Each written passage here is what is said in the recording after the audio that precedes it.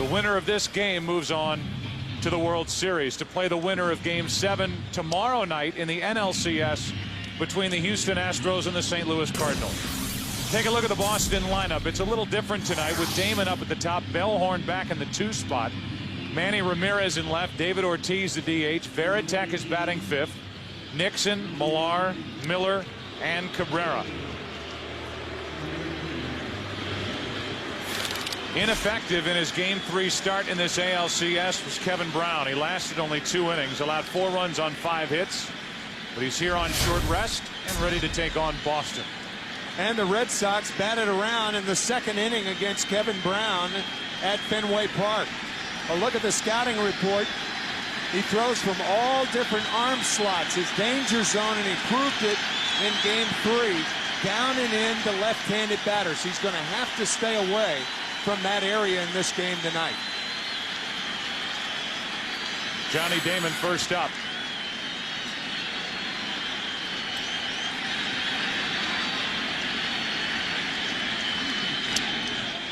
Ball 1 up and in. Home plate umpire is Randy Marsh, the crew chief.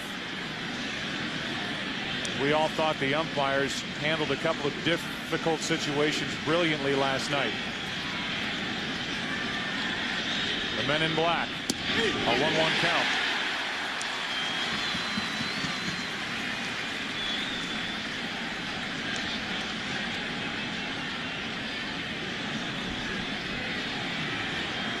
Only 3 for 29 in this series in the hole 1 and 2.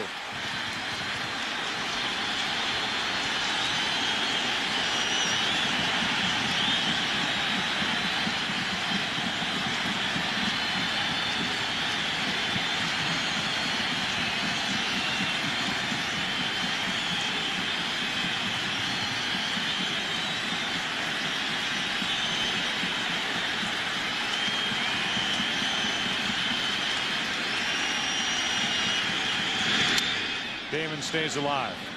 First 18 career postseason games for Johnny Damon, a .342 average. His last 6, which are the 6 in this ALCS, hitting .103.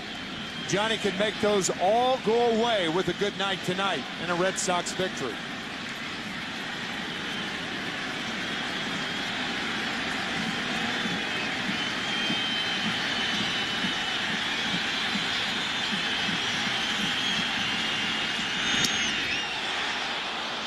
Two and 2.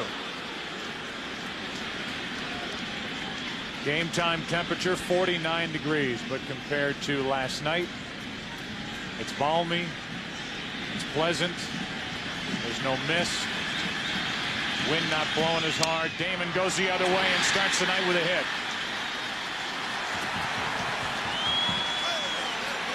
That's what Damon does best. With 2 strikes, he goes the other way. He did that once last night. He led the major leagues with 90 2-strike hits this year. Baseball fans, grab a cold, fresh Budweiser. It's game time. Number 2 hitter is Mark Bellhorn, who popped a 3-run home run in last night's game. Came in a 4-run 4th. The only scoring done by the Red Sox, but it was good enough thanks to him. Kurt Schilling, Bronson Arroyo, and Keith Folt. That's why we're all here tonight.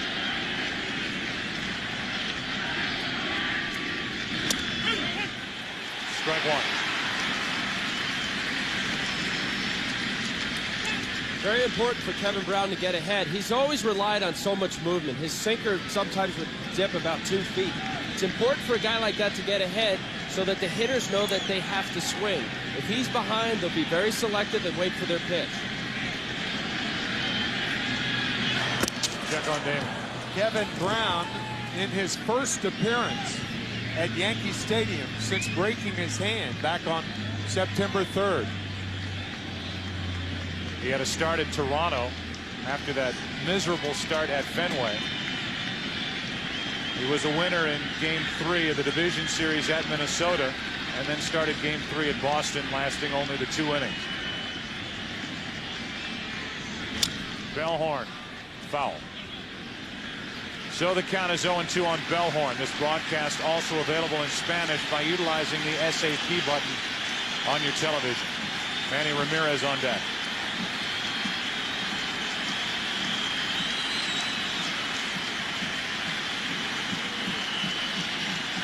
We mentioned this in game 3 and 4 with Damon on at first base. Mark Bellhorn, the most unusual number 2 spot hitter in baseball, because he led the majors in strikeouts with 177. Normally the number 2 hole guy's a contact hitter.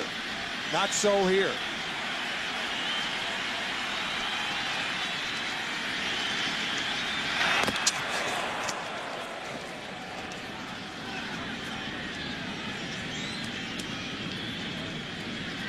Mark Bellhorn, a 160 career hitter here at Yankee Stadium with 2 home runs.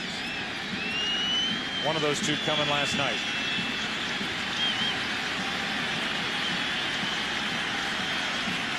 Damon's running. The pitch inside, throw down way late. Huge jump by Damon, and he gets his 5th steal of this postseason. Huge jump, and Posada had no chance because the ball almost hit Mark Bellhorn, and Posada had to throw the ball over Bellhorn. So he had no clear passage to throw Damon out.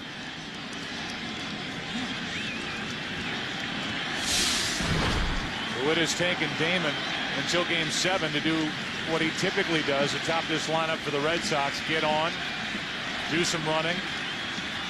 Bellhorn will at least try and move him over. 2-2.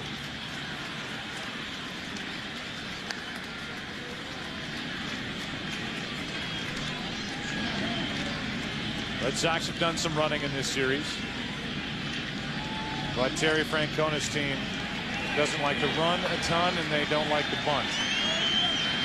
No running, no bunting. They like to hack.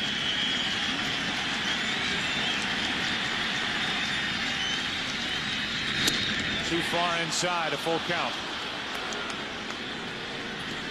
You know, in the meeting with Joe Torre, he said pretty much right from the start, you'll know what you're going to get from Kevin as far as whether he's ahead or not.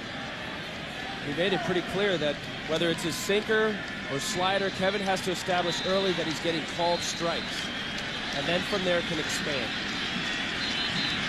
Full count on Bellhorn.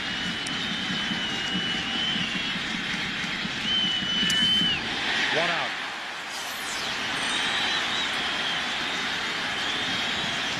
Wanting Bellhorn to make contact with the, but not in the lineup. Still bothered by that bruise on his left instep. And with Posada catching, he corralled that pitch down and in on the strikeout. Well, and the number 2 hole rears its ugly head early as Bellhorn fails to move Damon along. And that's, again, one of the problems batting in the 2 hole when you strike out a lot. Ramirez, no RBIs in this series, but seldom as he has this type of opportunity. He's got Damon at second, 1 out. You're looking at a guy who drove in 130 runs during the regular season and 7 in the division series against the Angels.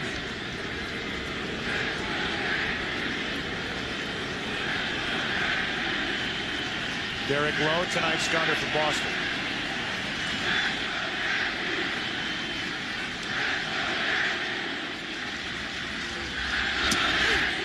One ball, 1 strike.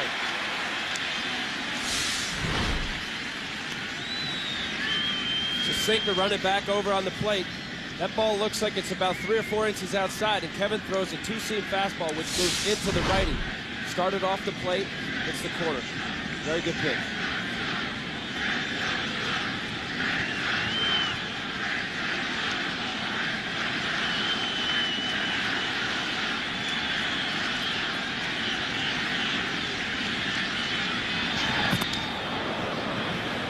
Trying to keep Damon close at second, and Brown ended up throwing to Cairo, who was basically in his position, not on the bag.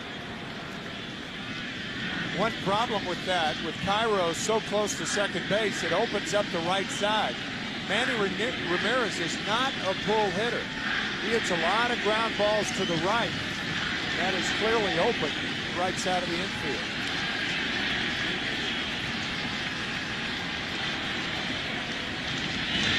Ramirez grounds it under the glove of Jeter. Damon is coming to the plate. The throw by Matsui. Cut off. Jeter's throw. Got it.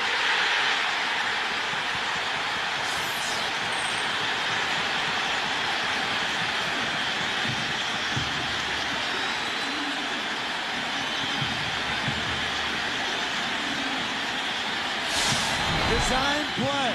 Matsui throws it immediately to Jeter because he saw Damon hesitate at second base. And that hesitation cost Damon and the Red Sox a run.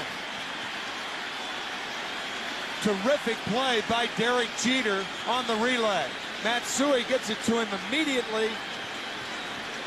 You will not see that type of relay more than 3 or 4 times. Watch the delay right there. Once he does that, you've got to hold him at third base. Ball's hit too hard.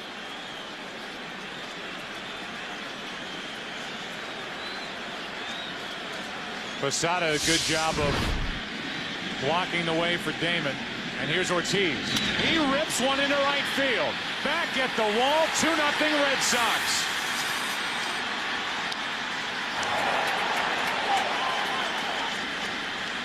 You talk about picking up your ball club after losing a runner at the plate. Ortiz has done that all year, all October, and he goes deep to put Boston out in front.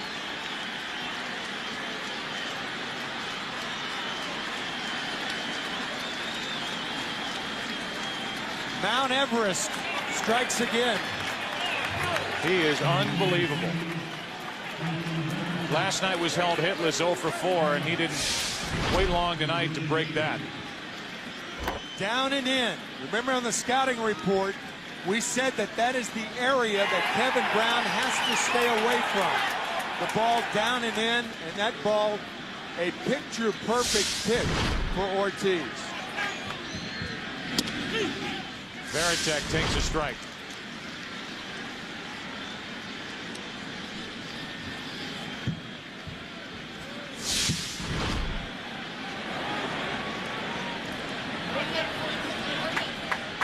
That for Ortiz, his 4th home run of this postseason, his 3rd of this series.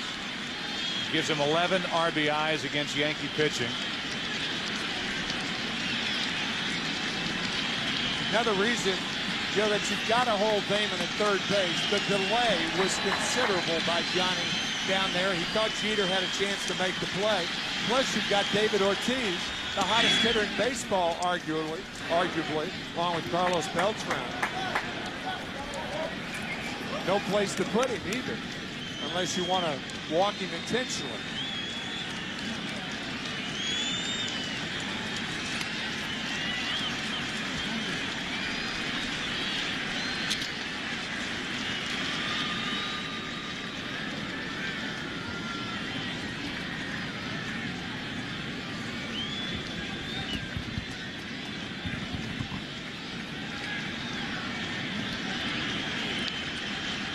The 1-ball, 2-strike pitch. Varitek went after a high fastball. The Red Sox come rolling into this game 7 after winning the last 3. Ortiz won game 4 with a home run, won game 5 with a base hit in the 14th inning into center. And after Bellhorn had a big swing last night and Schilling did his thing on the mound, Ortiz puts Boston up in the 1st inning tonight. It's still 1-2 on Varitek.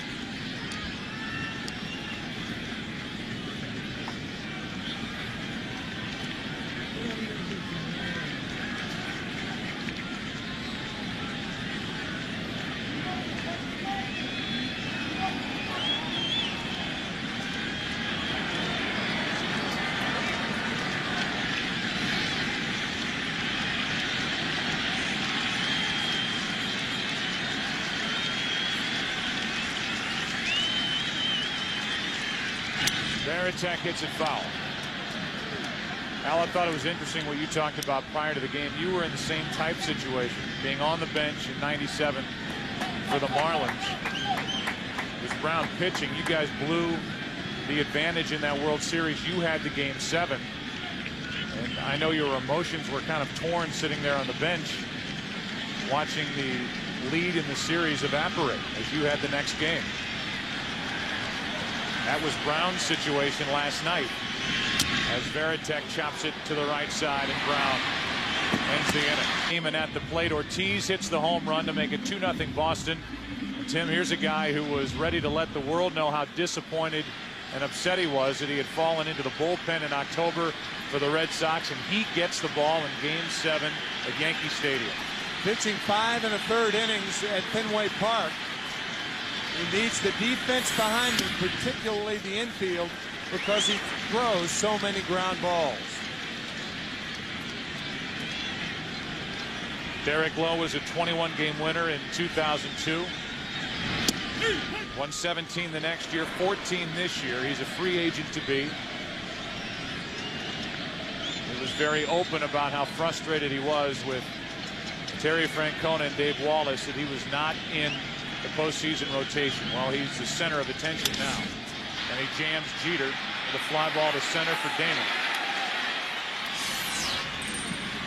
One away, Rodriguez coming up. We look at the rest of the New York lineup. Jeter, Rodriguez, then Sheffield. Matsui, who has owned Derek Lowe over the years. Bernie Williams, Jorge Posada. Kenny Lofton is back in the DH spot for 2 reasons: to get a little more speed in the lineup and to get Sierra on the bench, to have him come up in the right spot for Joe Torre. Then Clark again and Cairo at the bottom. Here's Rodriguez. Here's ball 1. A-Rod took Lowe deep 3 days ago with a 2-run home run.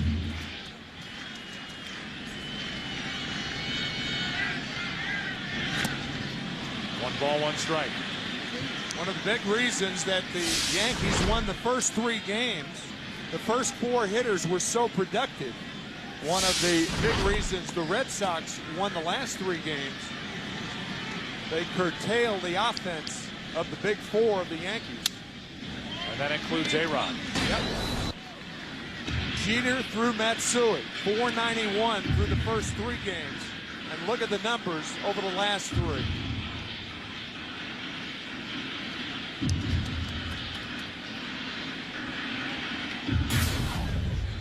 Rodriguez now, Sheffield on deck.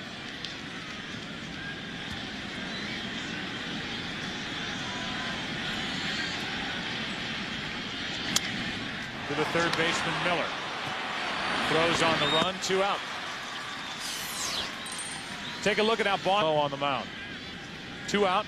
Here's Sheffield. What a grueling job for both catchers on both teams during this series. Posada and Varitek have caught a total of 25 hours and 36 minutes over the last 8+ days. 6 games. With 2 out, nobody on. A strike hits the inside corner to Sheffield. We came into last night's game thinking if there was going to be a Game 7, Wakefield would get the start for the Red Sox. Boston did not have to use Derek Lowe last night in relief. Here he is starting Game 7. But Wakefield is out in the bullpen if needed. 1 ball, 1 strike. Terry Francona believes Derek Lowe can go deeper into the game than Tim Wakefield can at this point because of all the work. 1 and 2. Yeah, Wakefield has thrown 108 pitches over the last 3 days, and he's 40 years old. Good breaking ball from Lowe. That was Lowe.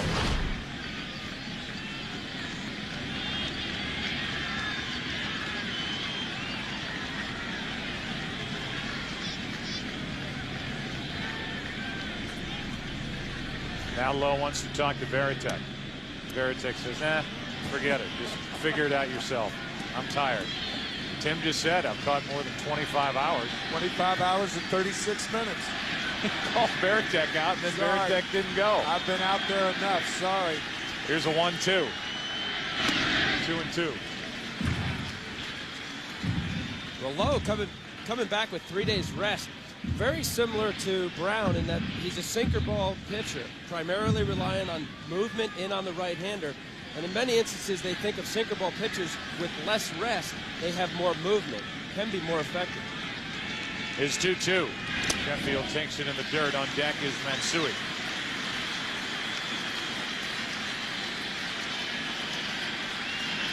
Lowe was a savior for the Red Sox last year in Game 5 of the division series out in Oakland, coming in to get the save. He's the former Red Sox closer.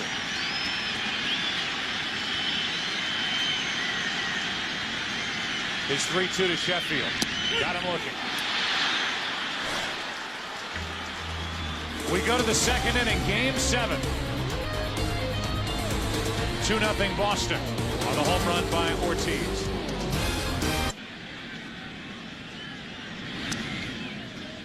First pitch down and in to Trot Nixon, ball 1. 2-0 Red Sox. It's been 243 days for the Red Sox since pitchers and catchers reported to spring training. 200 games.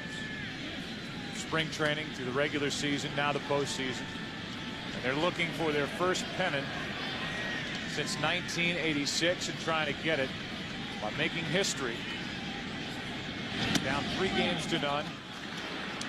Trying to come back and win the series and do it tonight at Yankee Stadium. These teams have met the first time last spring in Fort Myers, right around March 10th, and the tickets to the game were being scalped in spring training. I'd never heard of that. All the buildup. You had Alex Rodriguez in a Yankee uniform, Kurt Schilling with the Red Sox. Nixon takes a strike. It's 2-1. Al, I don't want to lose the point that we talked about earlier with you having been in this situation. The situation Kevin Brown was in last night while his Yankees blew a 3-2 advantage. Looking forward to tonight's start. Well, you have a strange feeling. You're sitting there watching, knowing that if your team loses, you're going to get the Game 7 start. So you're obviously rooting to win and move on to the World Series. But right when that happens, your whole thinking changes into, okay, I have game mode already. I'm thinking about tomorrow. What do I have to do to get these Red Sox hitters out? So you go from the thought process of going on to a World Series to having to make pitches against this lineup tonight. Jeter to his left. Nice play for out number 1. Let's check in for the first time tonight with Kenny Albert. Well, Joe, the Red Sox did not take batting practice out on the field prior to the game today. Many of them did hit in the batting cage underneath. Now, I'm told that many of the Red Sox in their clubhouse watched the movie Miracle. Remember Michael Ruzioni of the 1980 U.S. Olympic hockey team threw out the first pitch over the weekend up at Fenway. And who did the Yankees bring in to throw out the first pitch today? None other than Bucky Dent. Thanks, Kenny. He got a huge roar coming out of the dugout to throw out the first pitch to Yogi Berra, who's been involved in every pregame ceremony so far this postseason with the Yankees. Millard takes a strike. The Dent home run, 1978 in the one-game playoff. Mike Torres, and then Dent was the World Series MVP in 1978 when the Yankees played the Dodgers. 1-1 Miller on deck. By the way, one other note. Today would have been Mickey Mantle's 73rd birthday. Here's a 1-1. Millar with a base hit into center. Kevin Millar last night had 2 hits. And he's on with 1 out here in the second in Game 7. Kevin, with that open stance, it's tough for him to reach a ball on the outside corner.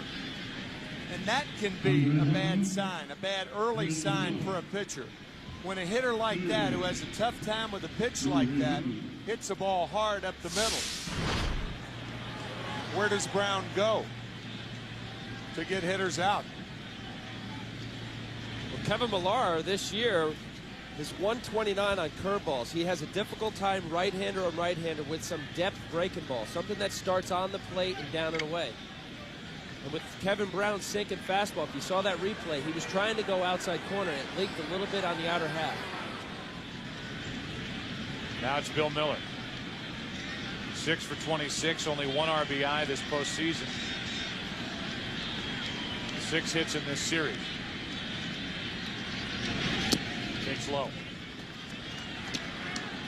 This is a much tougher game to manage if you're Joe Torre or Terry Francona, because your decision about the effectiveness of your starter has to be made much earlier than it would normally be made during the season.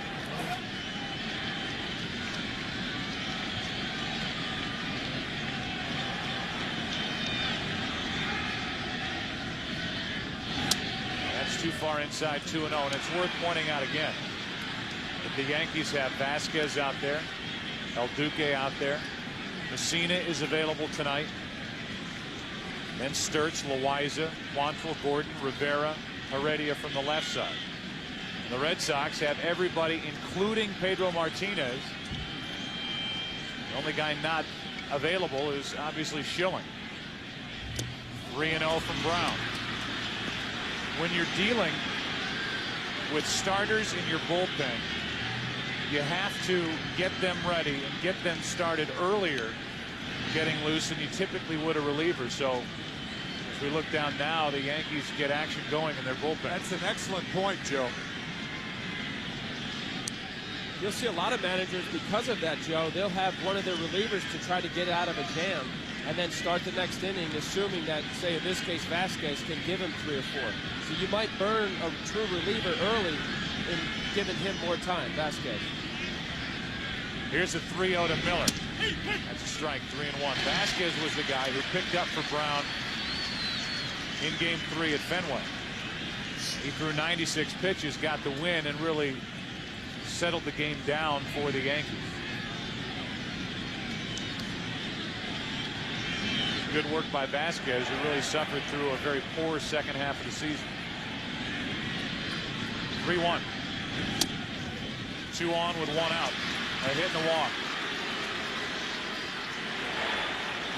We've heard Joe Torre a number of times talk about this very situation.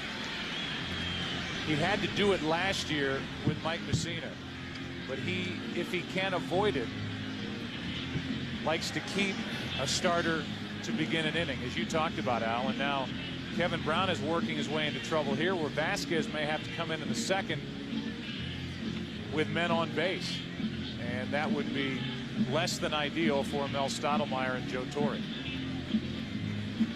Well, you wonder about his decision making, because if you look back at Game 3, this is almost carbon copy. Kevin went 2 innings. He ended up giving up 4 runs, but not after some damage, and he did get out of the inning, and Vasquez started the 3rd.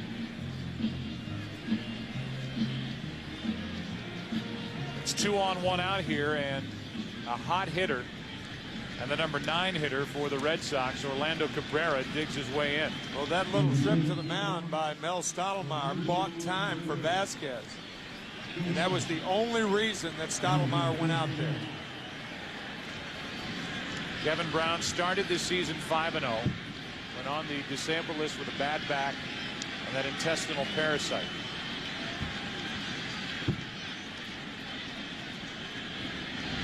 Cabrera takes a strike. Then when he got off the disabled list, he made 7 starts until he broke his hand punching a wall in the clubhouse on September 3rd after a loss to Baltimore. He had pins inserted in that left hand. He came back on the 26th of September to start a game at Boston and lasted only 2/3 of an inning. 1 ball, 1 strike, and right now Kevin Brown is pitching to stay in this game.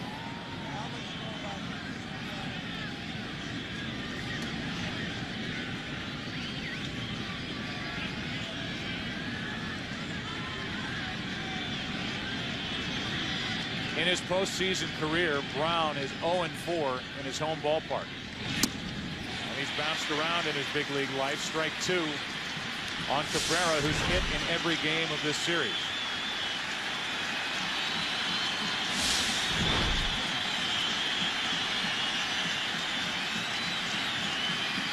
The Yankees have had a lot of success with Cabrera when they've gotten him out on breaking balls out of the strike zone away. It's a good time for that pitch right now.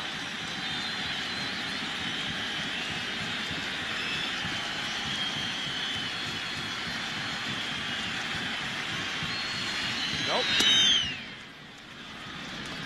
2-2.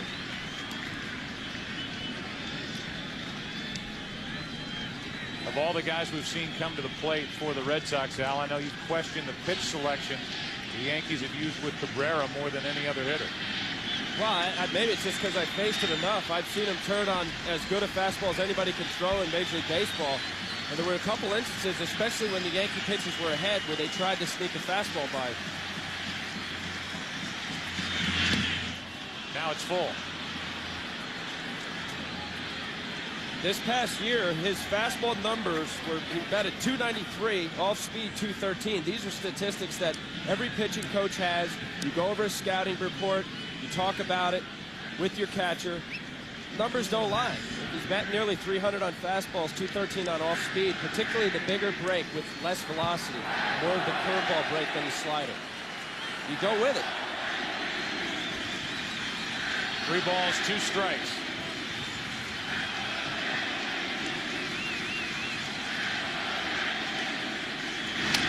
Cabrera taps it to third foul.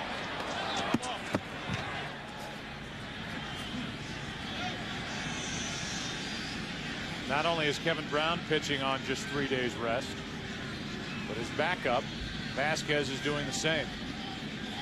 Again, 96 pitches in Game 3 at Fenway. I think the downside of sending the runners really remote right here. It's 3-2. I mean, most managers in baseball would send the runners right here. I mean, you have a contact hitter up. You have a pitcher that's struggling. You have a 2-run lead. Take more chances. I think if you don't send them, you're playing too conservative.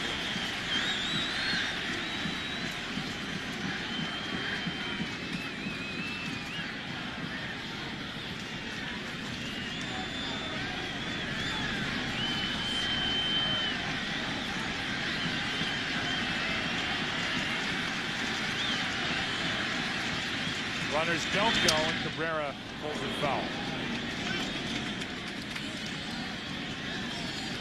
The Yankees defeated the Red Sox in the '99 ALCS in 5 games. Last year in 7 games. The Pedro game, winning it in the 11th on the Aaron Boone home run, and now the Red Sox, a year later, have a chance to beat the Yankees and go on to their first World Series since 1986. They lead 2-0 in the second, have 2 on, 1 out.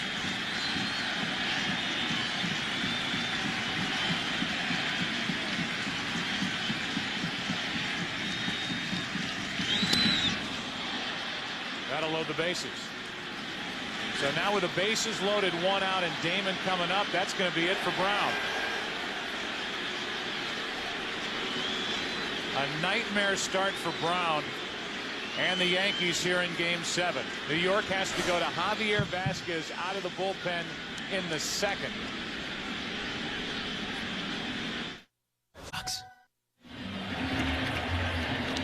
The Yankees went out and got Kevin Brown from the Dodgers for starts like these. In Game 3, he lasted 2 innings.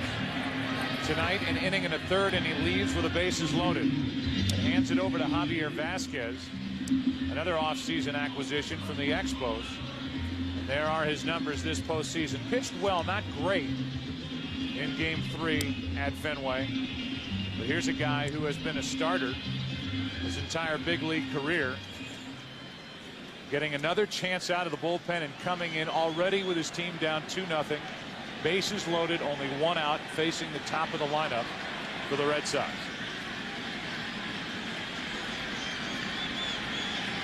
Last year in Game 7, after Roger Clemens got into the 4th, it was the work of Mike Messina in the 4th inning that kept the Yankees in the ball game. A game they eventually came back and won. 3 in the 8th and the run in the 11th. Vasquez trying to do the same. Damon hits it in the air to right field. Sheffield back in the corner at the wall. A grand slam. Johnny Damon, quiet all series, goes deep. 4 more runs and it's 6-0.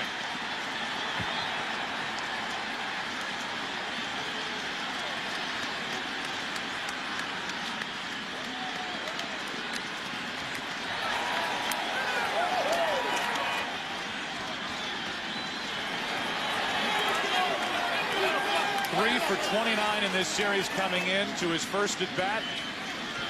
He's now 2 for 2 tonight, and there hasn't been a bigger swing for the Red Sox in a long, long time. Johnny Damon looking inside, looking fastball, getting it, and popping it out of here. Vasquez missed with that pitch, but Damon didn't.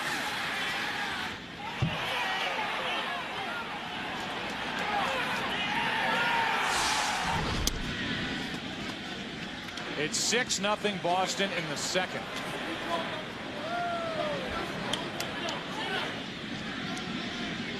And it's Bellhorn at the plate with a count of 1 ball, 1 strike. No repeat of the work done by Messina in last year's ALCS by Vasquez. That didn't take long. John Henry, the owner of the Red Sox, with earplugs in, fighting back a smile down in the seats here at Yankee Stadium. Long way to go tonight. 2 balls and a strike, now 3-1.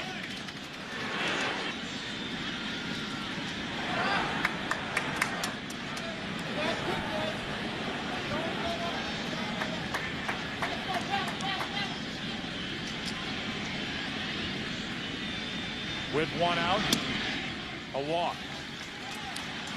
So Vasquez has come in, given up a grand slam, now a walk, and the batter will be Manny Ramirez. And again, Joe, your point about a starter normally warming up as a reliever, coming in to an inning with the bases loaded, no less, to pitch to a contact hitter.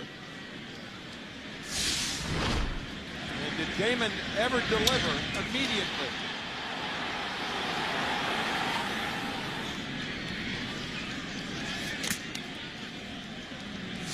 One on, 1 out. Boston looking for more. Manny Ramirez up. He takes a strike.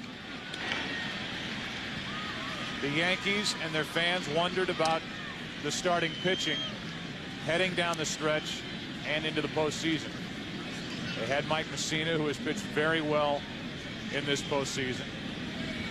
They got a very good start from Lieber in the division series and in game 2 of this ALCS. Last night, Lieber was the losing pitcher hooked up with Kurt Schilling. And now with this mixture of guys like Vasquez and Kevin Brown and others, the loss of Clemens, Pettit, David Wells, and the effect on this Yankees team is becoming more and more evident here as the Boston Red Sox try to make history by being the first team to come back down 3-0 and win a postseason series.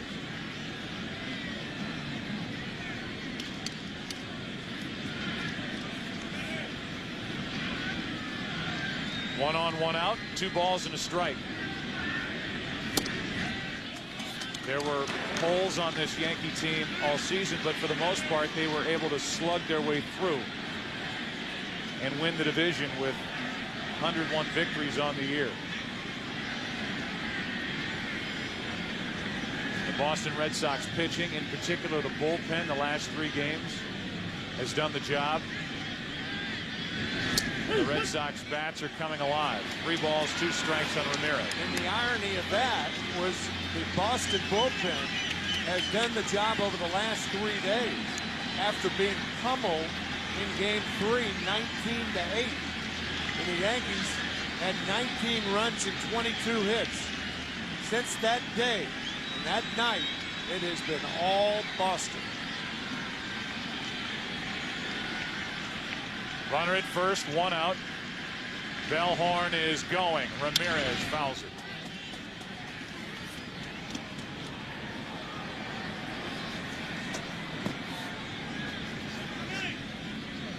The Red Sox with all of the momentum heading into this game. They jumped on Brown early with a hit by Damon, a stolen base. Bellhorn struck out.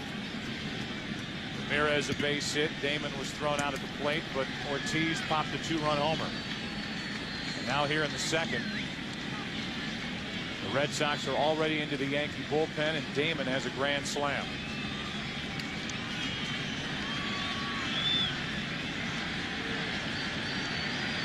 Ramirez on 3-2. Runner goes, and Manny was jammed. Shallow left center. Jeter out. 2 down. David Ortiz walking to the plate. And you look at his walk-off home run. Division Series Game 3. That put the Red Sox in this series. Game 4, 12th inning. And another walk-off hit against Loaiza. Game 5 in the 14th. And then tonight, after the Red Sox lost a runner at the plate, he puts Boston on top 2-0.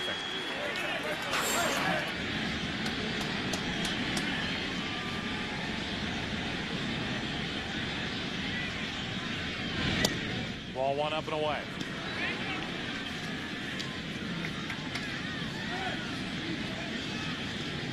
A .429 average in this series.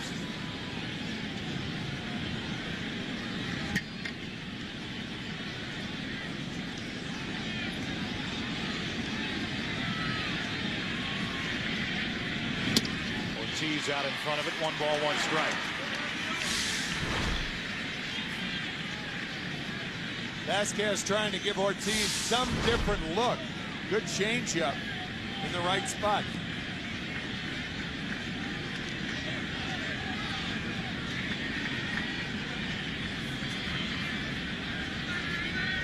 One ball, 1 strike. Bellhorn at first. 2 out. Ortiz is jammed. That's off the glove of Vasquez to end the inning. An inning that featured a grand slam by Damon.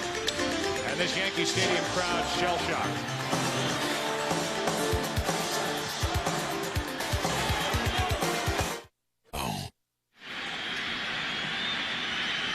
Hideki Matsui first up for the Yankees.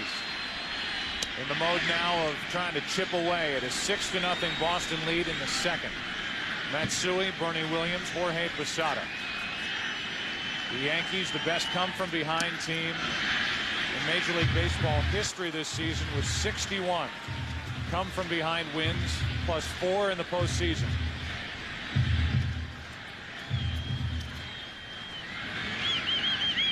How will Derek Lowe pitch with a 6-run lead? Bellhorn to his right, gloves and throws, 1 out.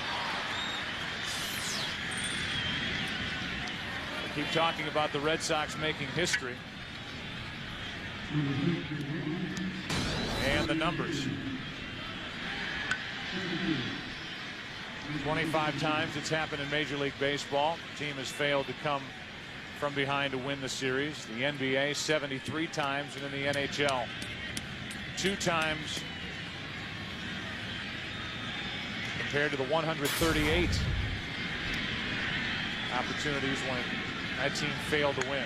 And as you mentioned last night, no team has ever forced a Game 7 being down 3-0. And here the Red Sox are up by 6 in the bottom of the second. There's not one fan of the Red Sox in New England or anywhere else comfortable with a 6-0 lead in the second inning at Yankee Stadium in Game 7. To his left, Cabrera. They had Williams played perfectly. 2 out. Let's go down to Kenny Albert. Well, Joe, 1975, a magical year at Fenway Park. It was also the last time a team in any pro sport came back to win a series after losing the first 3 games. The New York Islanders did it against Pittsburgh. The final score in Game 7, 1-0. The winning goal scored by a former Boston Bruin, Eddie Westfall. Thanks, Ed. Thanks, Kenny. Eddie Westfall. And I knew Kenny would get a hockey note in there at some point. Absolutely. With 2 out and nobody on, here's Jorge Posada. 7 hits in this series.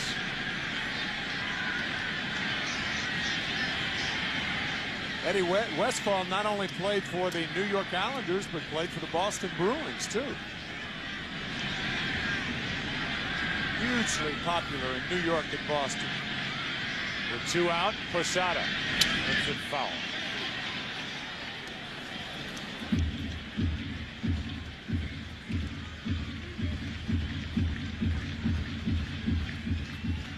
The Yankees have never lost in LCS.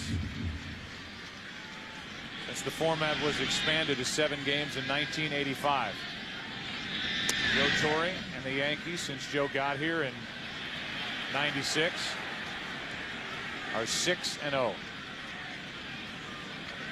And it's hard to believe we showed you this note last night. This is the 6th time in Yankee history that they've hosted a Game 7. I should look at Varitek and Lowe. The simplest of exchanges. Missing. The Yankees at home hosting Game 7 are 2-3 in their history as the count goes to 1-2 on Posada. Last win was last year.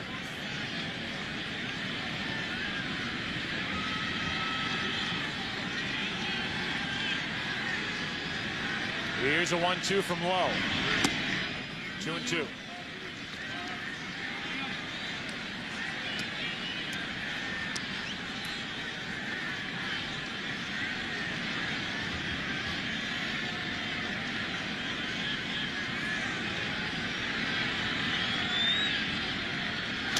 Now it's full. Number one thing in your mind, if you're Derek Lowe, with the 6-run lead, do not walk anybody. Kenny Lofton, the DH, is next.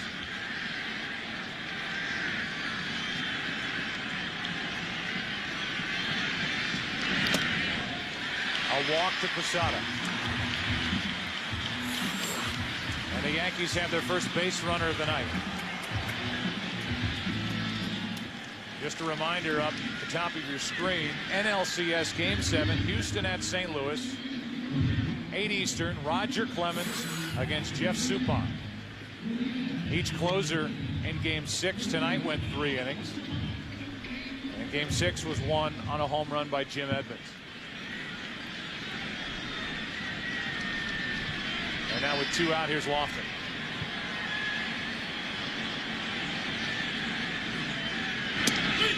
Joe Torre starting Kenny Lofton.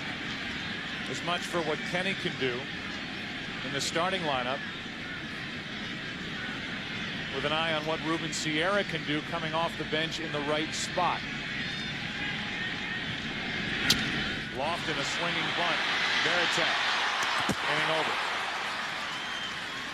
A walk, a runner stranded. We go to the 3rd inning. Game 7, Boston batting. They lead it 6-0. R for the Red Sox. Up 6-0.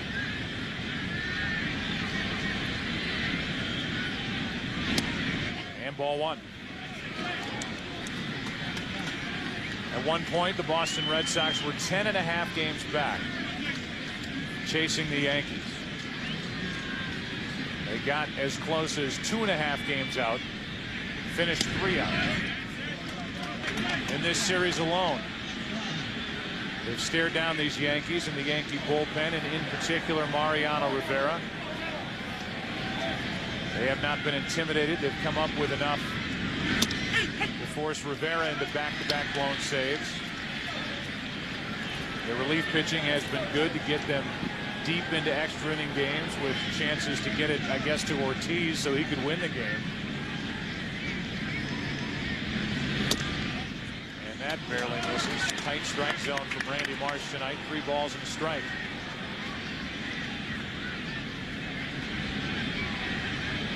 Red Sox came into this series saying, why not us? Full count on Varitek. And then you get down 3 games to nothing. Futile offense in the first 6 innings of games 1 and 2, where they had 2 base runners, 1 for 37. Then they are blown out of the tank in Game 3. Varitek strikes out. Good work by Vasquez to come back and get him. And you figure, how in the world can we come back? And look where they are. High fastball gets Varitek. It's a great job from Vasquez there. He did get squeezed there on a couple fastballs that I guess were called up, but for him to continue to go right at Varitek, that was good. Nixon now grounded out his first time. Bounced out to short. And that was the last out that Kevin Brown picked up. First batter in the second. And a hit by Millar, a walk to Miller. Cabrera reached, and then after the pitching change, Damon hit the grand slam. Here's an 0-1. Ball and a strike.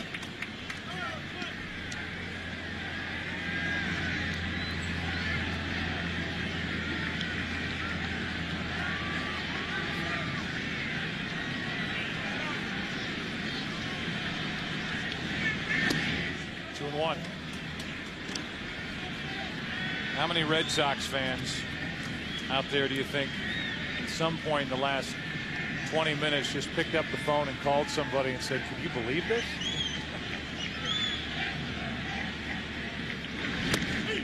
On the inside corner, 2-2. A lot. Might be happening right now. From Connecticut to Maine.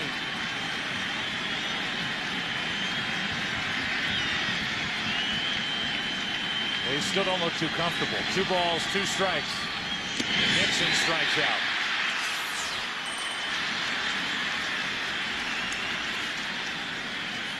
Second strikeout for Vasquez. He gets him back to back.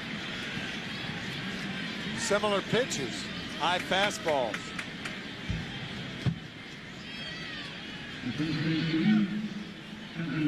Here comes Millar. Kevin got that rally started last inning with a base hit.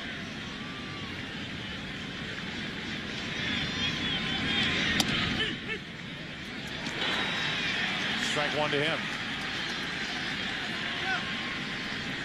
Millar with the whole cowboy up thing last year.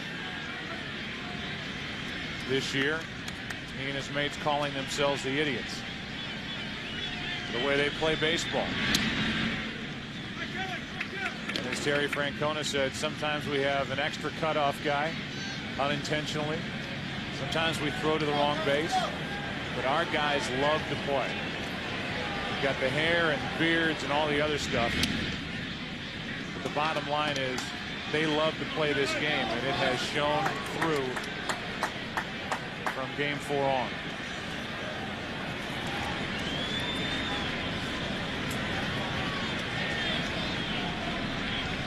Vasquez trying to make a statement on the mound and maybe get his teammates going with a perfect top of the third. It'll be Clark, Cairo, and Jeter for the Yankees in their half.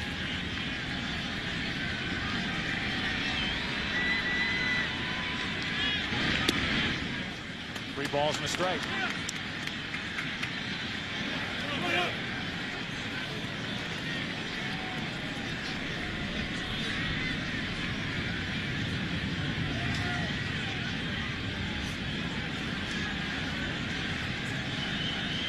With 2 out, Millar checks it on ball 4, a 2-out walk.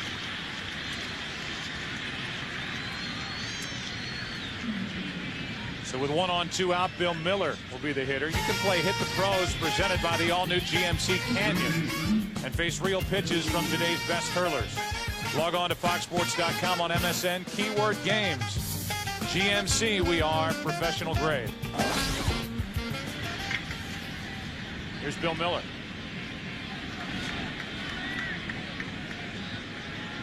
Walked and scored in the second. Out in front on a changeup from Vasquez, strike 1.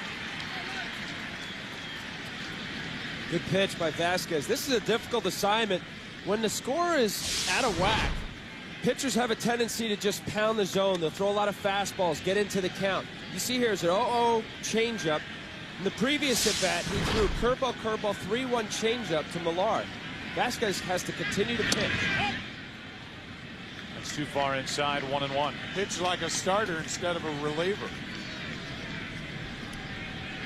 And pitch, I would imagine, like the score is closer than it is, which is 6-0 Boston.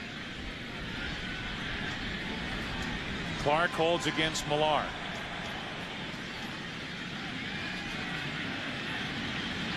Miller pops it up. Jeter out to grab it. And we go to the bottom of the 3rd inning. Derek Jeter, who made that play, will bat for New York.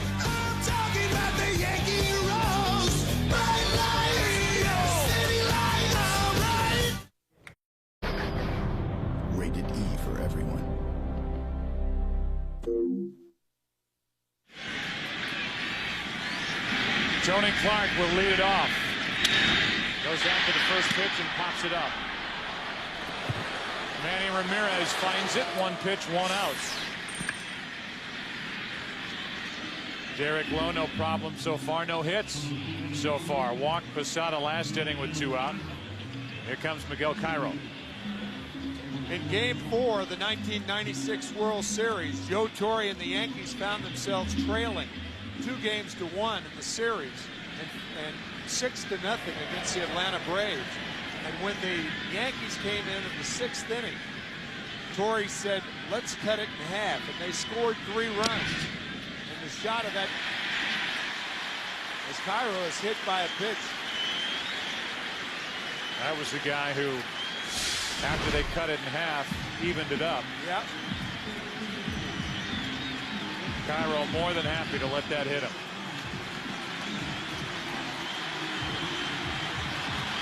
Here comes Jeter, and these Yankee fans want it right now. Some life here at Yankee Stadium. Yeah, they need something dramatic to happen right now.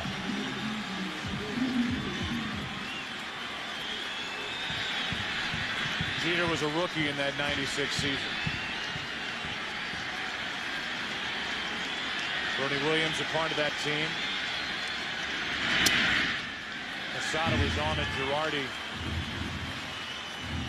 was the other catcher. Ball 1 outside to Jeter. After Lara took the home run off Mark Wohlers, Wade Boggs won it with a bases loaded walk in the 10th inning. Jeter rips it. Foul.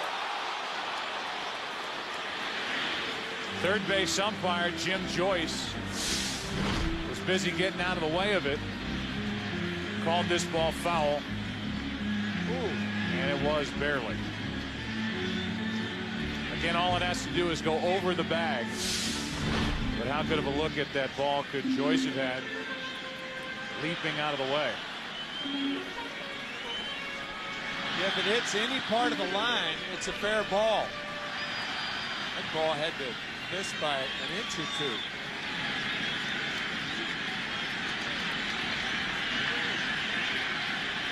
One on, 1 out for Derek Lowe.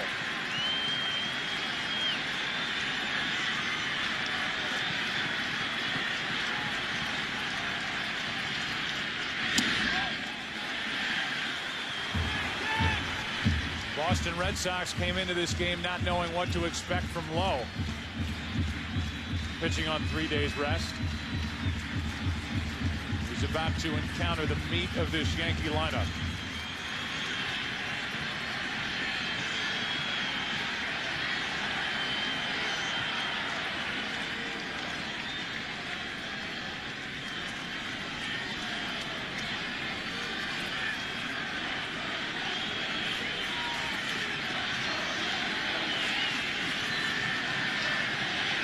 Cairo's running. Throw down by Varitek. No chance.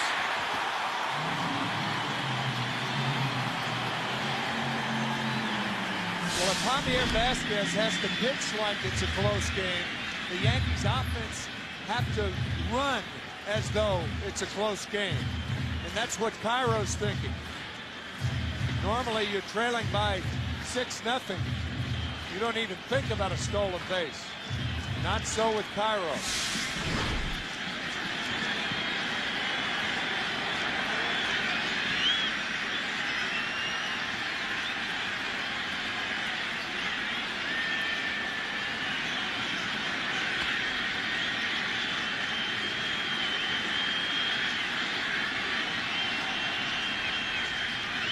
Jeter, base hit. Cairo coming to the plate. Ramirez kicks it in left. And it's 6-1.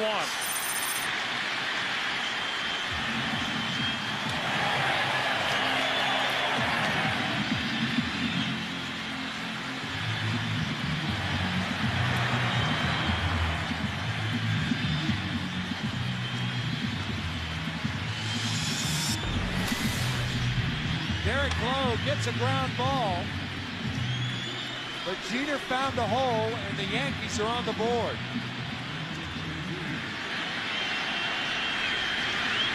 Cairo scoring easily once Ramirez bobbles the ball.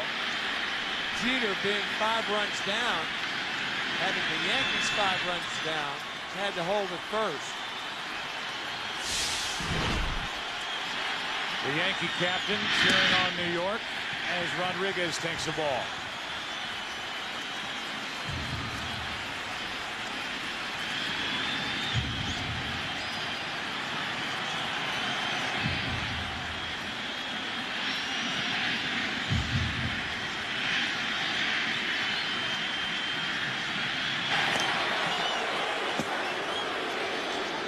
Mike Myers, the left-hander, is getting loose with Rodriguez at the plate, Sheffield on deck, and then Matsui. And this is what we talked about for the Yankees. Middle of an inning, bringing in a reliever as opposed to a starter. Joe Torre brought Javier Vasquez in with the bases loaded and 1 out in the second, as opposed to starting an inning fresh with Vasquez, typically a starter. Vasquez gave up the grand slam. Myers is getting ready for Matsui. Here's a 1-1. That's foul. Now Leskanic joins Myers with Sheffield, the next hitter. What Terry Francona was telling us, if he has to go to Wakefield in the middle innings, he would prefer to bridge it with either Myers or Leskanic and have Tim start the 5th or the 6th inning.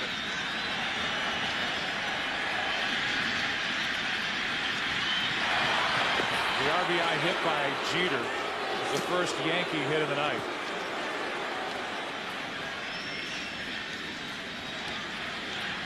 I don't think I have ever seen Jeter have that particular type of reaction after that hit.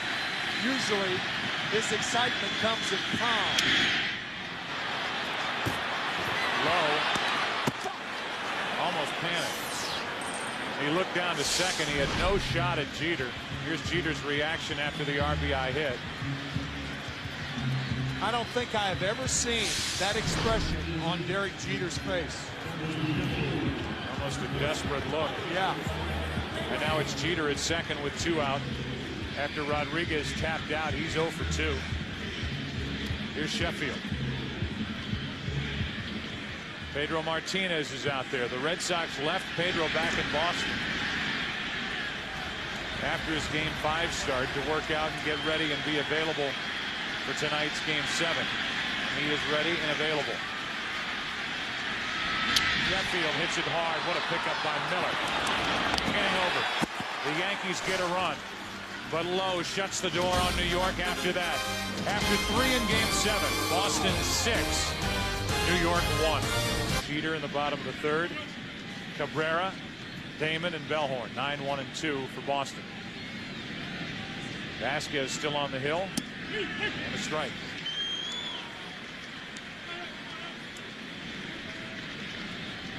See that Vasquez has settled down into this game after coming out of the bullpen with that bases loaded situation.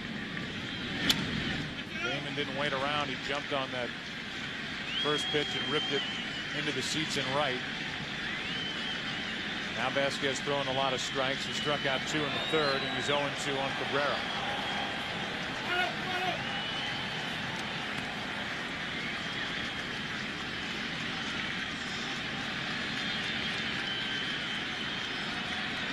Leading off, Cabrera takes ball 1.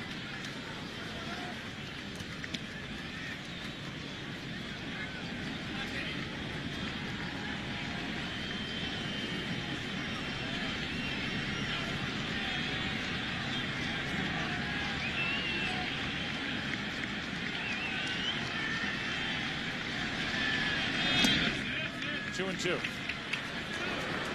Don Mattingly, the hitting coach now for the Yankees, who talked about that bat, the top of the flagpole in left center field. It's Don saying that the wind blows in the direction of where the bat handle points, even though the flags are blowing in from left, according to Don's theory. And who would know better? The ball keeps carrying out to left, as it did here last night. 3 balls, 2 strikes on Cabrera.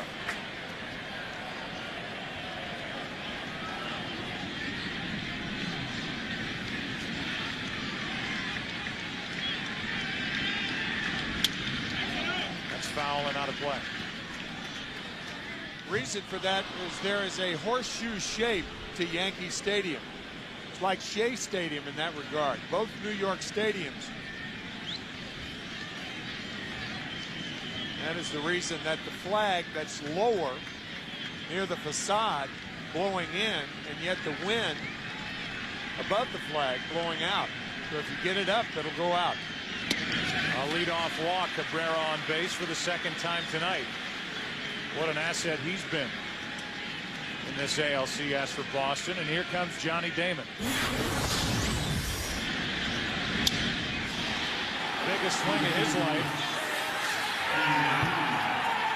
A grand slam in the 2nd. You're going to get home runs hit in this ballpark, but you just cannot walk people before those home runs. The walk and the hit batsman before the Damon home run is a killer. There's another one into right field. Johnny Damon is going off. 3 for 3. 6 runs batted in, and it's an 8-1 Red Sox lead.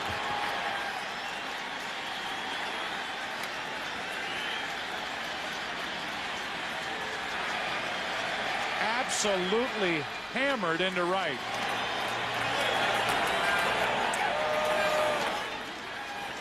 Remember, Joe, we were talking in the 1st inning about how Damon was only 3 for 29. And we said a good game here would erase that. He's doing his best to try to erase what happened in the first 6 games.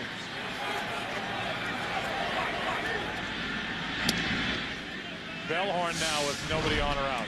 Again, a first pitch fastball gone. 6 RBIs for Johnny Damon. Mercy. 8-1 Red Sox.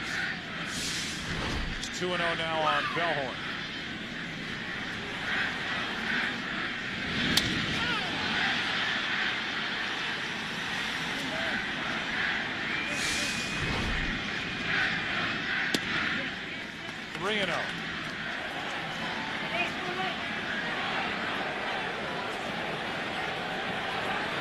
Just when it looked like Vasquez had settled in, he was ahead on the count to Cabrera, lost him, gave up the home run, and now on 4 pitches walks Bellhorn. And this Yankee pitching has collapsed. 4 walks from Vasquez.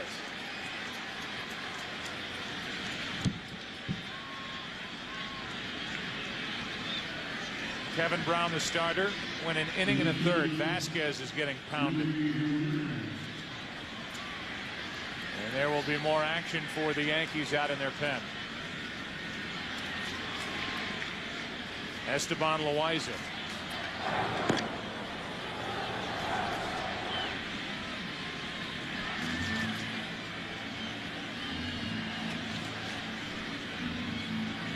Johnny Damon, a big night tonight. June 29th. Off Vasquez into the same spot. And then another one for good measure. And now tonight, 2 times again off Vasquez. And this last one, a no-doubter. Went to shake hands with David Ortiz, and they decided to hug instead. Forego the handshake. Here's Manny Ramirez.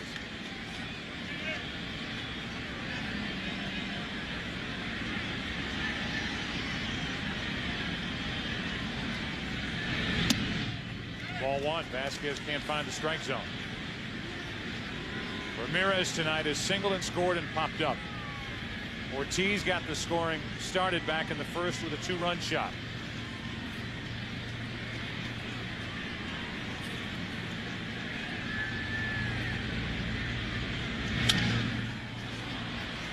Straight up on the infield. Rodriguez. That's the first out of the inning. Somebody had told you before the series began that in Game 7, Manny Ramirez would not have an RBI. Number one, how do the Red Sox get to Game 7 without Manny Ramirez having an RBI? But that is the case. No ribbies for Manny. And yet the Red Sox leading in Game 7, 8-1. He has hit in every game. He's given Ortiz chances, and David Ortiz has made the most of them. Ball one on a pitch that's not even close. $25 million on the mound tonight for the Yankees. $15 million for Kevin Brown and $10 for Javier Vasquez. And that combination has allowed 8 runs, 6 hits. Red Sox batting in the top of the 4th. 2-0. On the other hand, David Ortiz might be the biggest bargain in baseball. There's no doubt. He re-upped with the Boston Red Sox, and Theo Epstein, I would say, relatively speaking, got him for a fair deal. Peanuts. Today's market. Expensive peanuts, but yeah. Peanuts. 2 balls and a strike on Ortiz.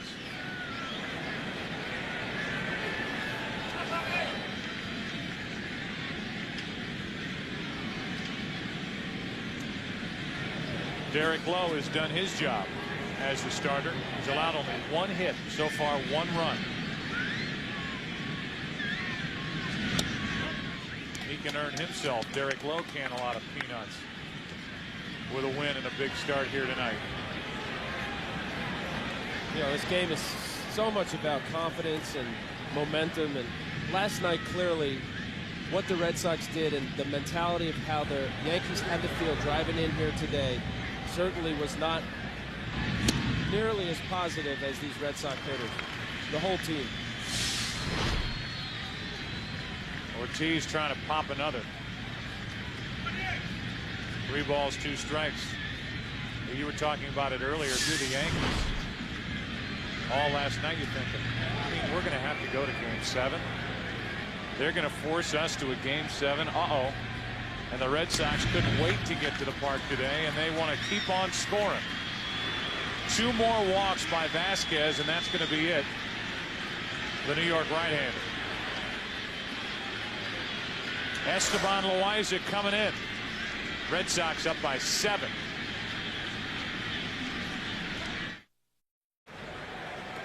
Well, as opposed to Kevin Brown, who, when he was relieved in the second, grabbed his stuff and left the bench, Javier Vasquez is going to sit and watch and hope that his teammate Esteban Loaiza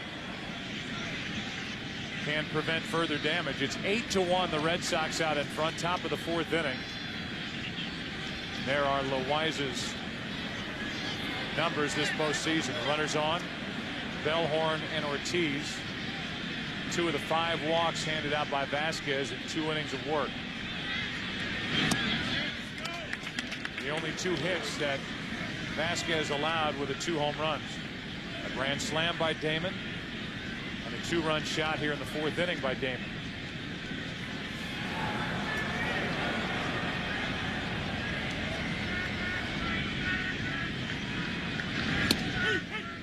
One ball, 1 strike.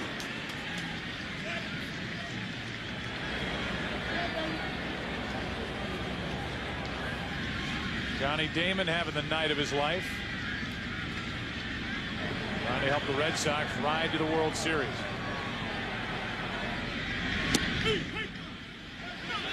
One and 2. Just like in hurricanes, you see all the damage on top of the water. But the riptide of big innings are walks. And that's what's killed the Yankees tonight. Walks and Johnny Damon.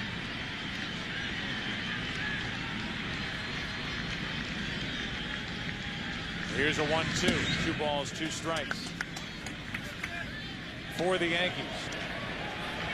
Largest deficit overcome to win in their postseason history, the 6 runs. And they trailed in Game 4 of the '96 World Series after 5 innings. They trail by 7 right now in the 4th. Here's a 2-2. The home run that tied it off Wohlers, off the bat of Leyritz. After a long at bat, one foul ball after another. A breaking ball that stayed up, and Leyritz tied the game. 6-6. Here's a 2-2. Now it's a full count on Veritek. On deck is Nixon.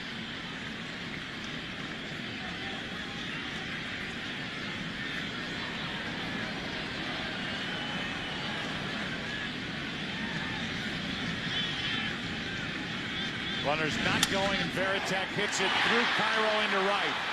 Bellhorn will hold at third, and the bases are loaded.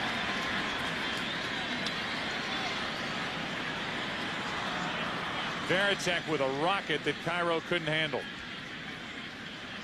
Going to be scored, a base hit. This ball hit right on the button and in between hop off the left forearm of Cairo. Bellhorn had to hold up because of the line drive, holding momentarily, and had to stop at third.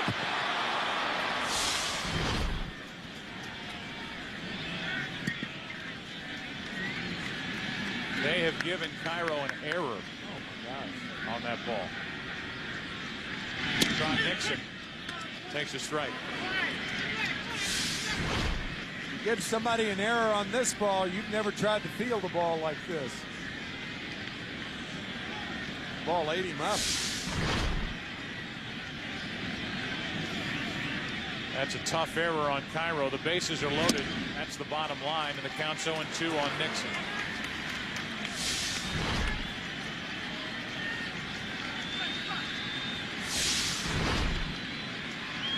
Speaking of errors, this Boston team has committed only one error in this ALCS. The Yankees just committed their 5th at this postseason. Nixon checks it on ball 1.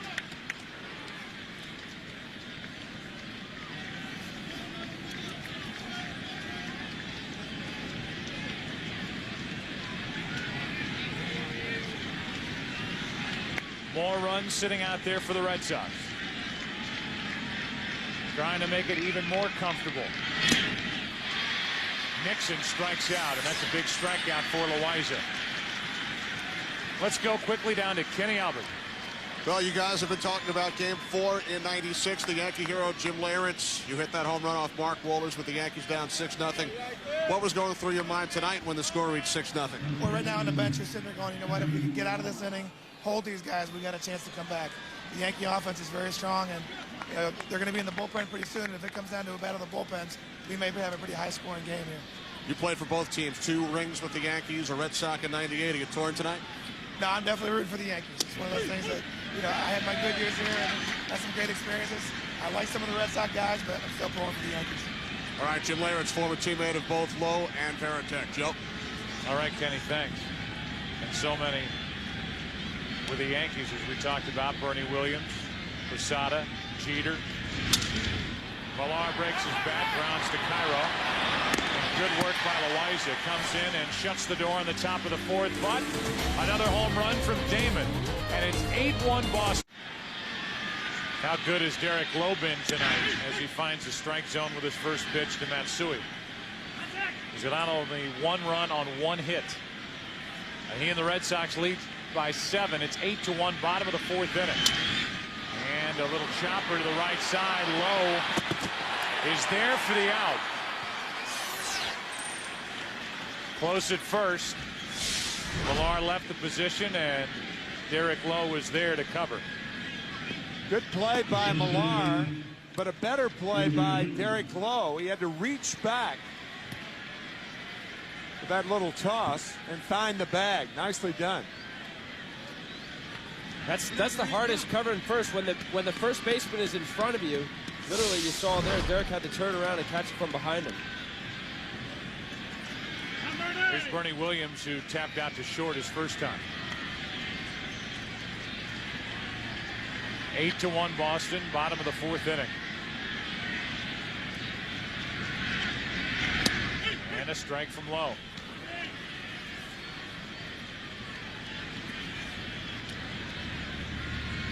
Bernie Williams playing in his 115th career postseason games. He has 22 home runs.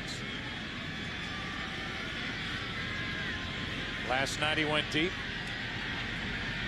And he homered on Monday in Game 5 as well off Pedro. 0-2 the count from Lowe.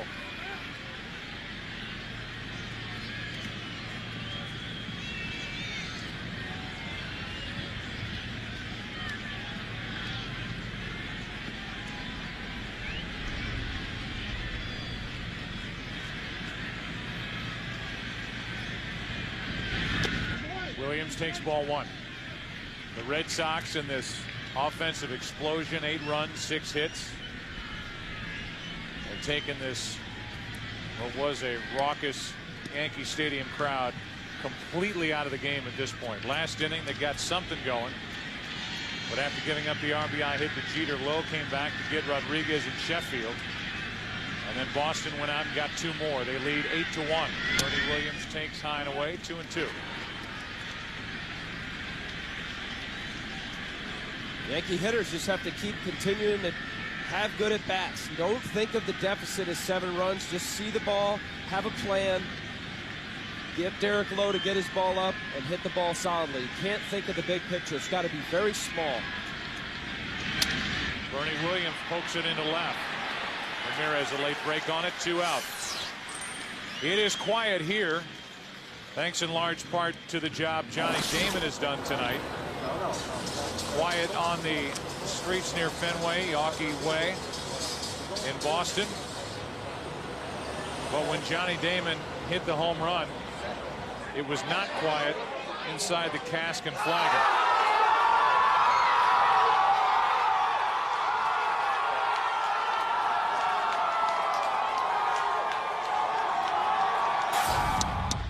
First pitch, a strike from Lowe to Posada.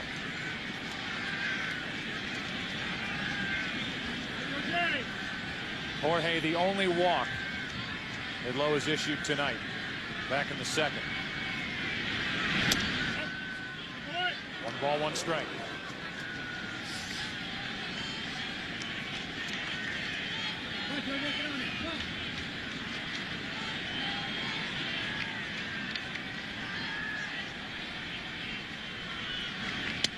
Posada checks it.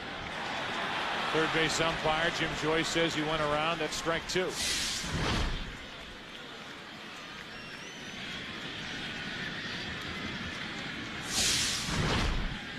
The Red Sox have never won a decisive Game 7 on the road in their postseason history. Posada grounds to Millar.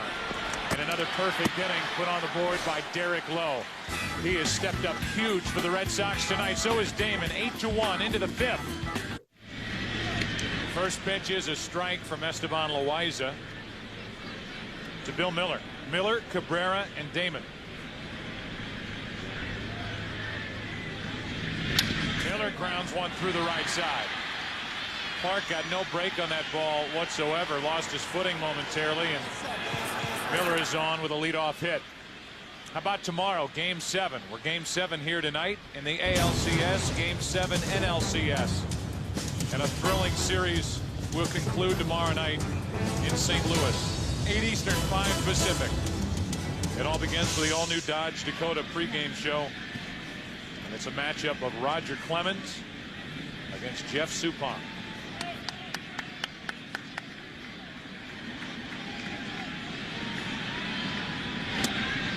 Cabrera takes a ball.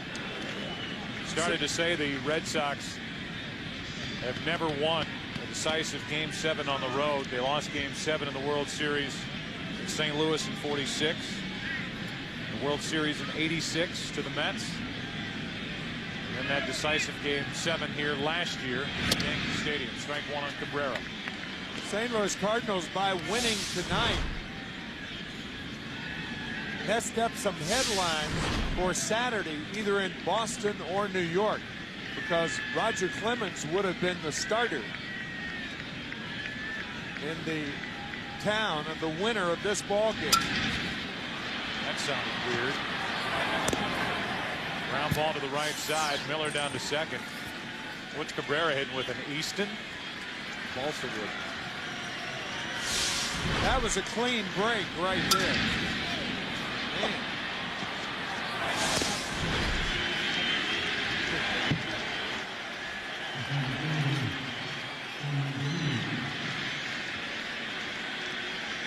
Here's Johnny Damon. Damon a demon tonight.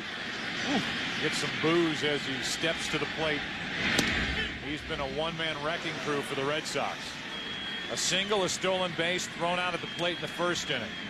A grand slam to greet Javier Vasquez in the second.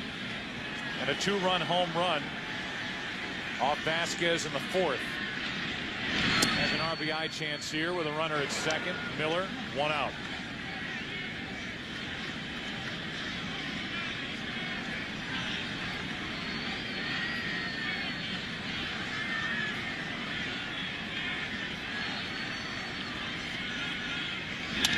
Oh, what a play. Loaiza throws into the runner Miller.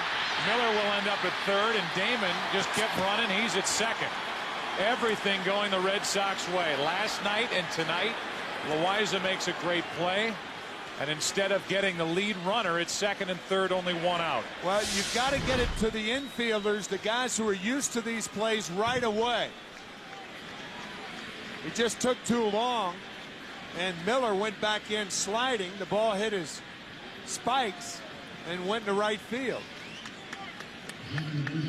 Fielder's choice, E1 on Loaiza. That ball was headed up the middle. Loaiza stabbed it, but then made that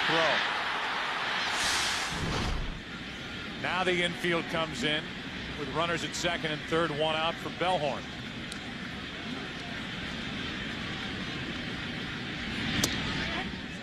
Ball one.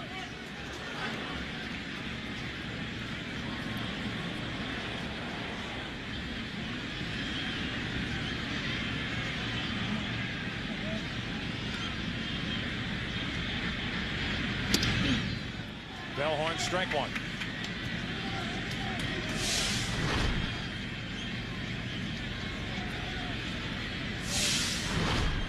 It's already 8-1 Boston.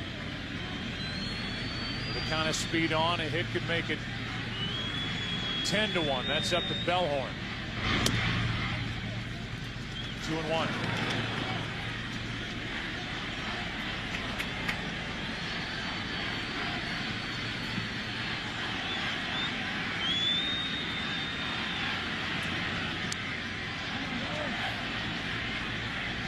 On 2-1, Bellhorn, strike two.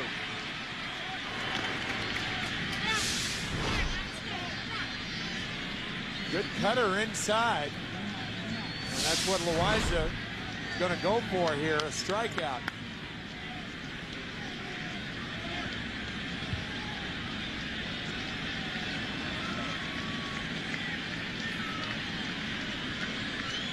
Bellhorn with a strikeout tonight and 2 walks.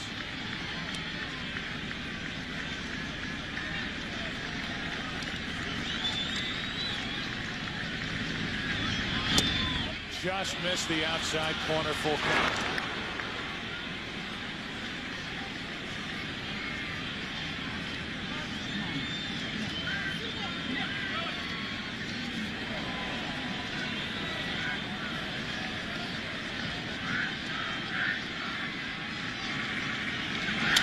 Bellhorn pops it up. Jeter at the shortstop position for out number 2. So Bellhorn misses a chance to add to a 7-run lead, and now Manny Ramirez will walk in. First base open, but David Ortiz is on deck. Pretty good 1-2 punch here in the 3-4 spots for Boston. About as dangerous as any team has going right now. More home runs than any tandem in Boston Red Sox history. 84 this year. That is saying something, considering the offensive power that the Red Sox have had over the years. 269 RBIs between them. With 2 out there for Ramirez here, and he hits it to third. Rodriguez makes the pickup to his left. The inning is over. Johnny Damon with a couple of home runs tonight. Will there be heartache in the Bronx? The grand slam, the 2-run homer. Trying to qualify to have a chance to get a win is Derek Lowe, pitching in the 5th inning and delivering a strike to Kenny Lofton. Bottom 3 in the lineup for the Yankees. 8-1 Boston. 2 hops. Cabrera. 1 out.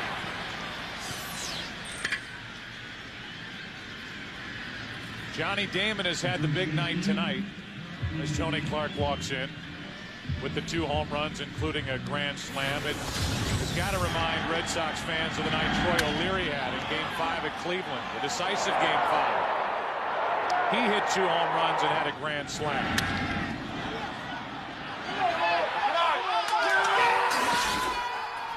Tim, you and I were there, and that was not the biggest story of the night, even though it was nice for Troy O'Leary, and that gave the Red Sox the offense they needed. But it was the guy on the mound who came on to pitch 6 hitless innings. As Millar flips to Lowe, 2 outs. That was Pedro Martinez. And from a Red Sox perspective, one of the great things about this big lead is that, in all probability, with the lead, you're not going to be seeing Pedro Martinez. And of course, this is the cart before the horse type thing, but Pedro would be the starter on Saturday, and then the Red Sox could come back perhaps with Curt Schilling either Sunday or Tuesday against the Cardinals or the Houston Astros. Long way to go, I know, in this game, but certainly a point worth consideration. Cairo was hit by a pitch his last time up, stole a base, and has scored the only run of the night for New York.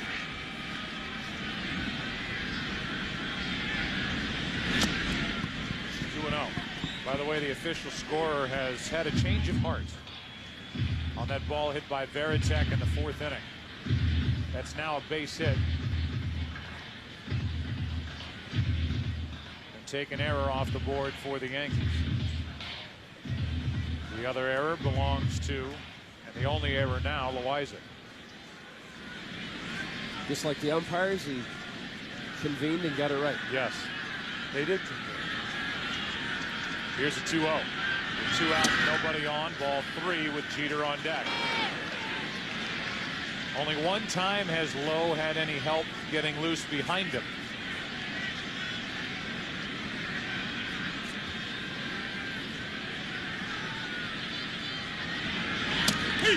Three and one.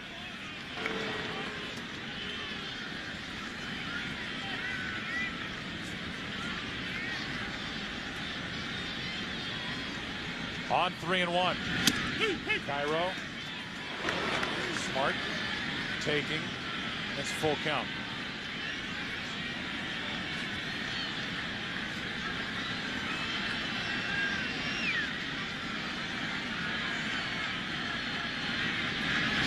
Cairo strikes out, and Derek Lowe is through 5 innings. 2 strikeouts. 1 run on 1 hit allowed. 6th inning. It's 8-1 Boston. David Ortiz first in there against Loaiza. Took over in the 4th inning.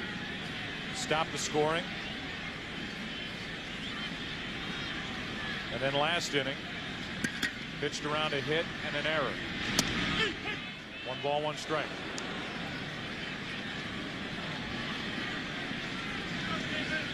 Ortiz tonight with a 2-run homer in the 1st. Grounded out and walked. Even with the score as lopsided as it is, 8-1. I don't think you can overlook the importance of the home run by Ortiz in the 1st inning, especially after the Red Sox had just lost Damon at the plate. Ortiz stepped up and hit the first pitch into the seats and right. And just like that, the Boston Red Sox were off and running in their attempt to win 4 in a row in this series. Well, if there's anything that helps a starting pitcher lessen his pressure or anxiety, his early runs. And certainly, going out for the second inning, Lowe having a 6-run lead, that does an awful lot for the nerves. Certainly for him to be able to calm down in fastball counts. If he did get behind, he could just pound the zone and not think that this run might be the difference between a win or a loss.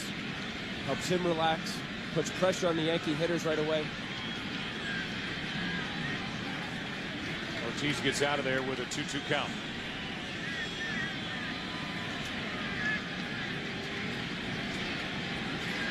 Veritek will follow, and then Nixon. 3 tough left-handed bats for Loaiza to try and handle. It's full count.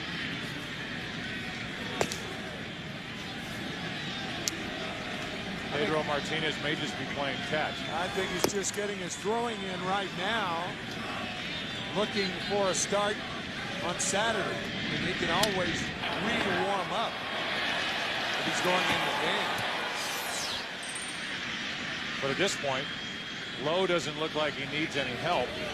And if you're going to rush Martinez back with 1-day arrest, why would you do it or even think about it up 8-1 in the 6th inning? Only reason you think about it is if the Yankees score 7 runs over the next 4 innings. 1 out. Nobody on for Veritek.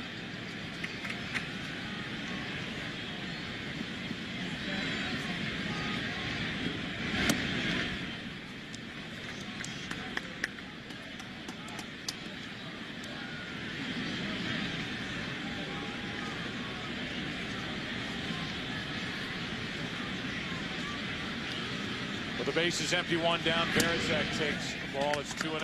Al, this would typically be Pedro's side day anyway, wouldn't it? With that off day in between, 2 days after his start. Yes. Normally you get your off day and then 2 days and then go into your start, which he'd be lined up for Saturday. I don't see him coming in the game here. Cairo to his left. 2 out. More on that in a moment. Right now we check in with Jeannie Zelasco for a game break. And there is nothing like a Game 7, and we're getting 2 this year thanks to Jim Edmonds. This just one of 24 combined home runs with both teams, an LCS record. Guess what? Game 7 tomorrow on Fox, 8 Eastern, 5 Pacific. Thank you, Jeannie. Looking forward to Game 7, and here in Game 7, the Red Sox lead by 7. 6th inning. 2 out, bases empty for Nixon. Strike 1.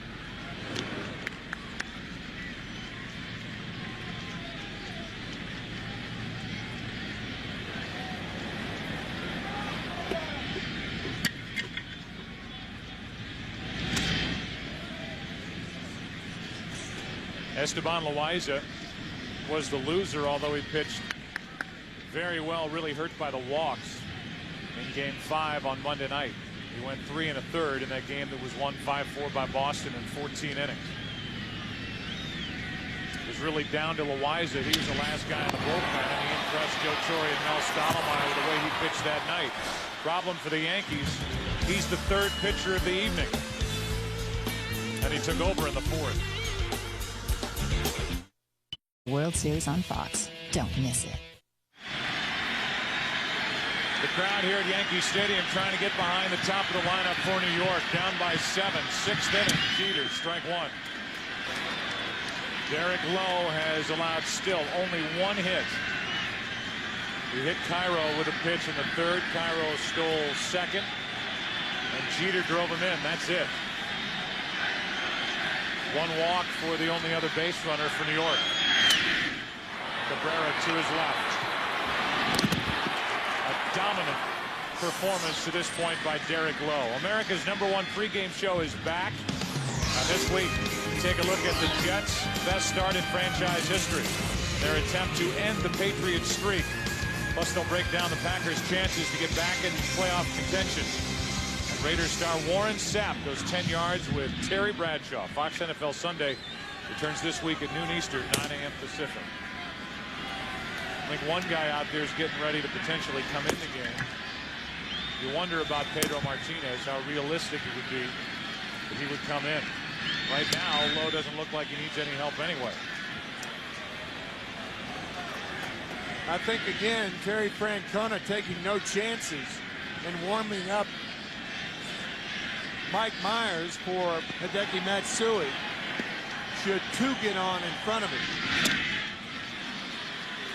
Lowe has made these Yankee hitters look off balance all night. 16 outs thus far, 2 strikeouts, and 11 ground ball outs.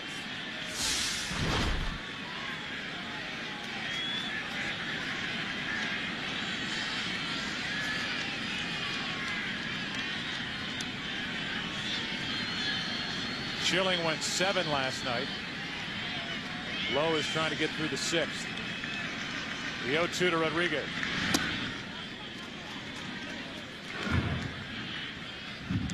I'll tell you how momentous I think this game is if the Red Sox win. It could very easily be the biggest win in franchise history. When you think about all the disappointments, coming back from a 3-0 deficit. Another one to Cabrera. The crowd groans as Rodriguez makes the second out here in the 6th inning. Mentioned Schilling. He is our Budweiser fantasy player from ALCS Game 6. Last night, 7 innings, 1 run, 4 hits, 4 strikeouts.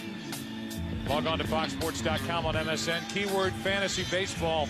Tonight's game is brought to you by Budweiser. Grab a cold, fresh Budweiser. It's game time. Here is Sheffield. I know the Red Sox won the World Series 5 times in the first 15 years of their existence. But how could any of those wins, any of those World Series wins, be any bigger than this game right here? You see some articles written about potentially breaking the curse here tonight, and that's the first time I've said the word curse this entire ALCS, but I think most Red Sox players and fans believe that that comes if and when they win the World Series. They've been in the World Series since then. They just haven't won it since 1918. But to come back from a 3-0 deficit and potentially beat the Yankees, winning 4 straight, including the last 2 at Yankee Stadium, I'll go along with you. The importance of this game in their franchise history, trying to get to the World Series for the first time since 1986. Derek Lowe has been sensational. Absolutely fantastic. He's allowed only 1 hit and 1 run. 7th inning rolls in. Still 8-1 Boston. Back after this from your local Fox station. Kevin Millar first up for Boston, 7th inning. 8-1, the Red Sox lead it. Millar, then Miller, then Cabrera. Loaiza deals and Millar hits a foul. Between innings, Derek Lowe came in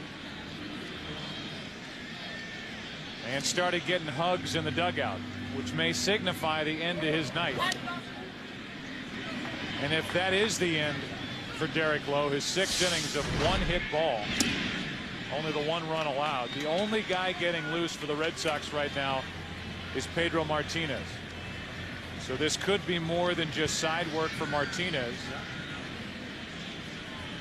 As we play here in the 7th inning, and you would think that they would use Pedro Martinez in a spot where he would almost be forced into a game or earlier in a game, as Loaiza gets Millar looking, 1 out.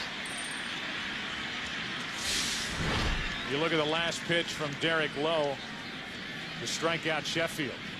And these guys, the Yankees, haven't touched Lowe all night. No. I mean, from a baseball sense, it would seem that Terry Francona would use his bullpen before he would have to go to Martinez. because of the prospects of him being able to start on Saturday. You wouldn't bring in Keith Folk right now, but you do have Mike Myers to open the inning against Matsui. It's just odd seeing Pedro come in a game right now, because if he pitches an inning or two, throws 30 to 40 pitches, then when's he going to start? I know that's not the primary thing that the Red Sox are thinking about, but they have a 7-run lead. Miller is on with a 1-out hit. And how many times do we hear Terry Francona say, we're not just trying to extend the series within this ALCS, we're trying to win it. Well, they're trying to win a world championship. Right. And you would think that if you didn't have to use Pedro Martinez when you lead by 7 and maybe more by the end of this inning, 1 on 1 out here, why would you force him into a game? He pitched 2 days ago and threw over 100 pitches. That's right. And they've always talked about Pedro on extra rest, trying to protect his arm. Be interesting if he comes in. Here's Cabrera, 1 on 1 out. Up the middle, 2 on 1 out. But now let's talk about Derek Lowe and what he has accomplished here tonight for his Boston Red Sox. You can't say enough of how great a job he did. And what I was most impressed, in many instances, you lose the mindset of continuing to pitch. When you have a big lead, if you do get behind in counts, pitchers have a tendency to just pound the zone and just use one pitch. He used all of his pitches, and what made him most effective was, as a result of him being up in a big lead, he knew the Yankees either had to go deep in the count and was spotting him a strike. He would throw a little straight four-seam fastball or cutter and come back with that sinker. He had a tremendous sinker today. Joe Torre is going to make his way out of the Yankee dugout and make a pitching change. 2 on 1 out. Yankees already down by 7. And Loaiza right now in the conversation with Joe Torre, with the top of the order coming up. Johnny Damon will be the hitter, and they have not made the call to the bullpen yet. The lefty Heredia is out there. Now Joe Torre talking to the home plate umpire Randy Marsh, trying to buy more time. And here comes Heredia. So the pitching change is made. Joe Torre just tried to buy Heredia a couple of extra pitches out in the bullpen. In the 7th, and the Red Sox threaten to add to their lead.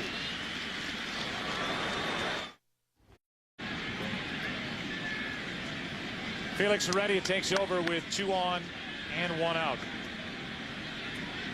Red Sox with runners at first and second. Johnny Damon at the plate. Strike 1. The only time Damon's been retired tonight came on a fielder's choice and a ball that he hit back up the middle that Loaiza grabbed before it sailed into center field. 6 RBIs tonight for Damon. 2 home runs. And Posada keeps it at the plate. 1 ball, 1 strike.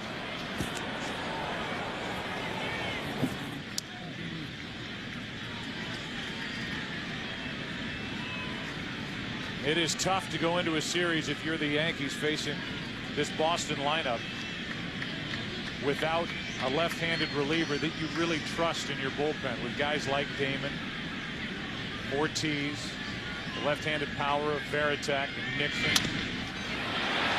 Back to Heredia. Throw to second. Out at first. Double play. And Felix Heredia avoids further damage. Pedro Martinez getting loose. Is he coming in? Time to stretch at Yankee Stadium. So while he continues, well, Pedro Martinez is on the mound. He takes over for Derek Lowe, who was sensational. 6 innings, 1 run, 1 hit in this Game 7 start on short rest. Struck out 3, walked 1. Doug Minkiewicz takes over at first to improve the defense, and Pedro deals with Matsui.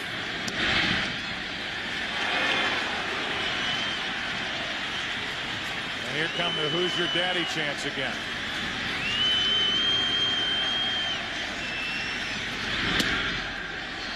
2-0. Commenting further on this strange move, Al and I were talking about it between innings. Maybe Pedro asked to come in the game. Matsui rips it down into the corner. Played off the wall by Nixon, and Matsui has the second Yankee hit of the night.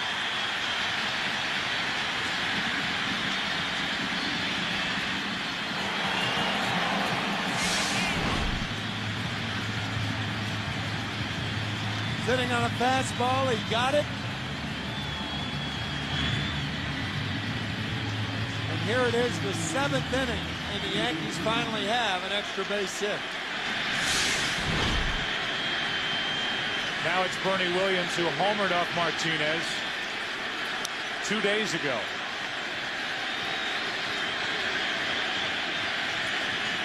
He made the start on Monday, Game 5, that the Red Sox won in 14 innings. He left with the Red Sox trailing.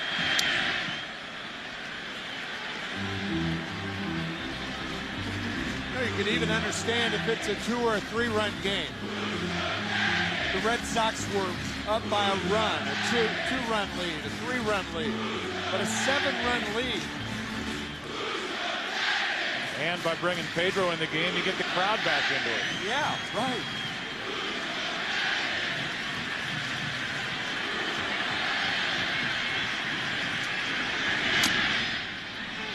That's a foul ball. And it's 0-2 on Williams.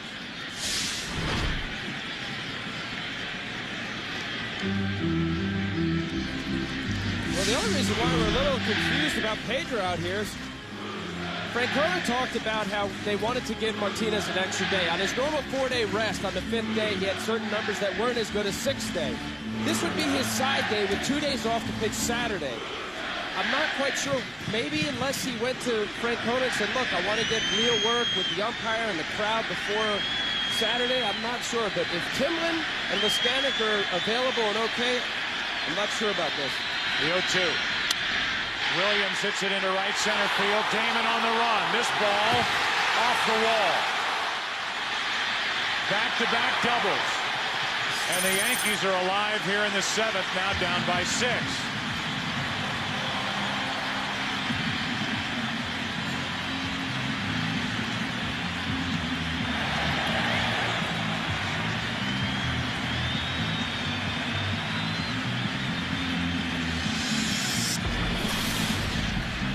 Bernie Williams gets an 87-mile-an-hour fastball and hits it hard.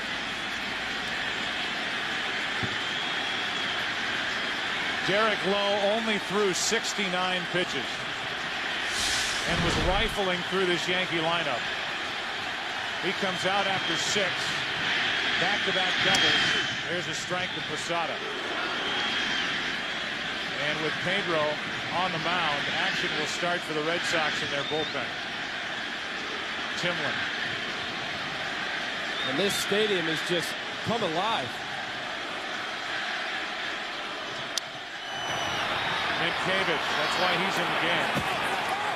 Ball stayed down, and Minkiewicz stayed on top of it. 1 out. Runner goes to third, that's Williams. And the batter will be Kenny Lofton.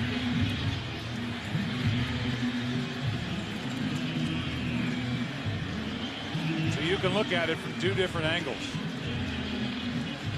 The effectiveness of Derek Lowe, having thrown only 69 pitches, granted with short rest.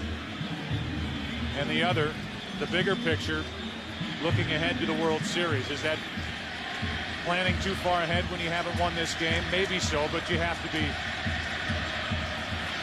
planning ahead with the World Series set to start on Saturday. It was a 7-run lead.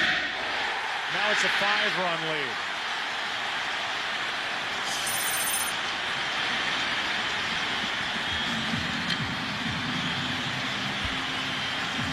And John Olerud is going to come off the bench and bat for Tony Clark. So a breaking ball spanked to center field by Lofton. I think if you're worried about this game, instead of putting Martinez out there, leave Lowe in the game. Absolutely. And instead with throwing 69 pitches, I mean, how effective do you want him to be? How much more effective can he be?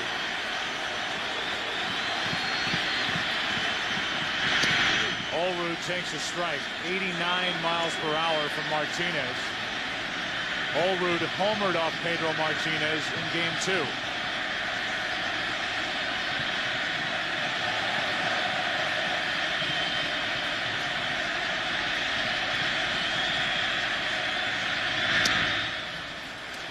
One ball, one strike.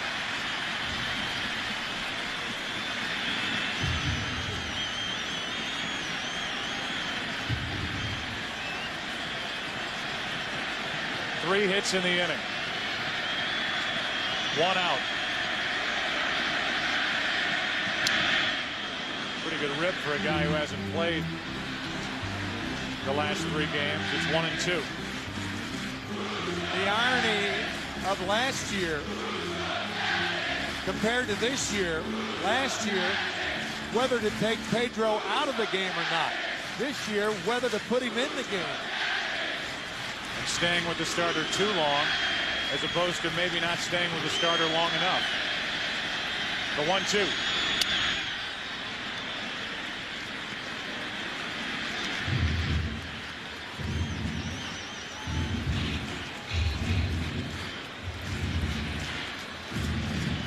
Timlin ready to go if Francona wants to go that way. It's Olerud now. It's Cairo on deck.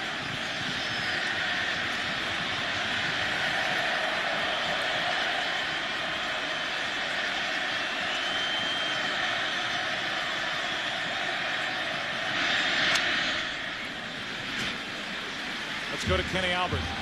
So much made of Kurt Schilling prior to this series, talking about shutting up 55,000 New Yorkers. Well, I'm down here next to the Yankee dugout, and Pedro Martinez has woken up 55,000 in this crowd. They are back in it. The Yankees are trying to climb back into the game, now trailing by 5.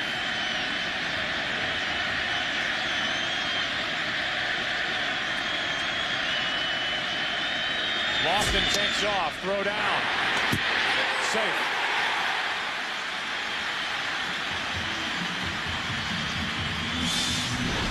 Jason Varitek did everything he could to throw out Kenny Lofton.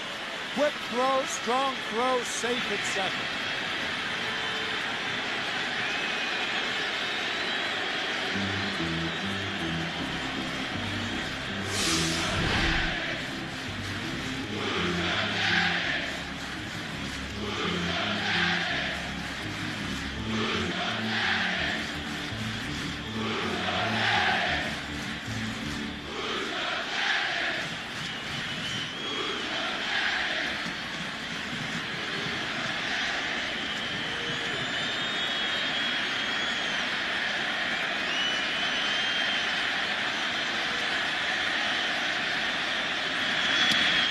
Two out.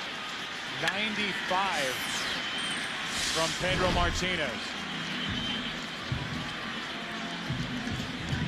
Talk about reaching back for a little extra. He certainly did that on that high fastball to Olerud. Now it's Cairo.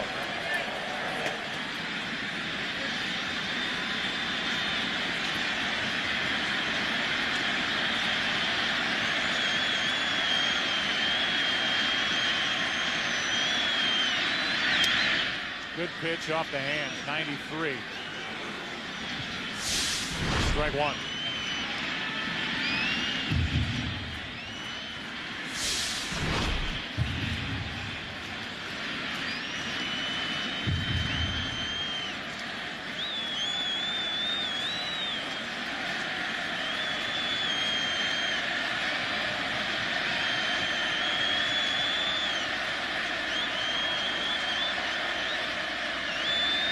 Timeout called at the plate by Varitek, who wants to talk.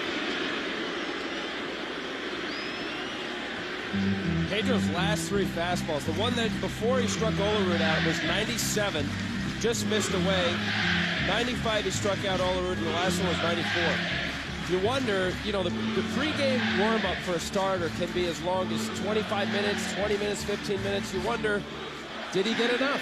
Was the routine what he's accustomed to as a starter?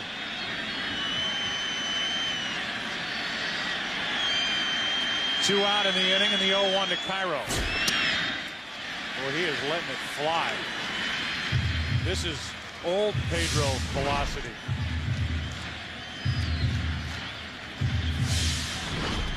Showed you the highlights of that 6-inning no-hit effort in the '99 Division Series. Game 5 at Cleveland.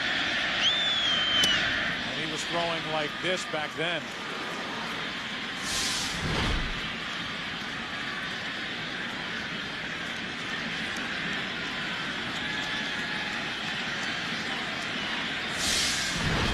So if he was holding back on the first couple of hitters, he has gone full throttle here with Allroot and now Cairo.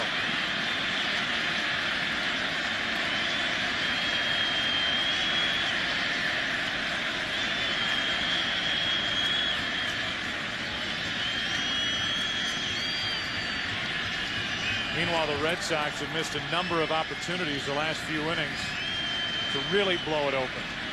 Because of that, this is the biggest out of the game thus far.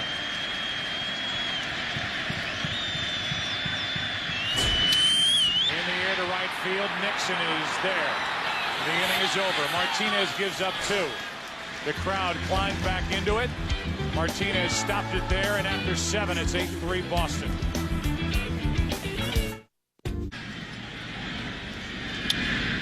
First pitch swinging is Bellhorn, and against Gordon, the new pitcher for the Yankees, Bellhorn fouls it out of play off to the right. We're in the 8th inning now, and it's an 8-3 Boston lead.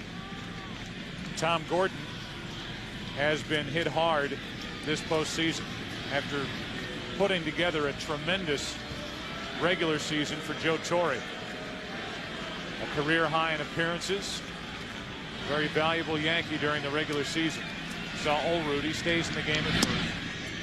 And Bellhorn takes the ball outside. Heredia went 2/3 of an inning. Got the double play ball. Loaiza 4 shutout innings on 4 hits. 2 strikeouts, no walks. Bellhorn hits it into right. If it's fair, it's gone. It is gone. Home run, Bellhorn. His second in as many nights and his 3rd ever here at Yankee Stadium. It's 9-3. And any momentum that the Yankees just picked up in the bottom of the 7th is taken away with 1 swing by Mark Bellhorn. Oh, was that ball hammered?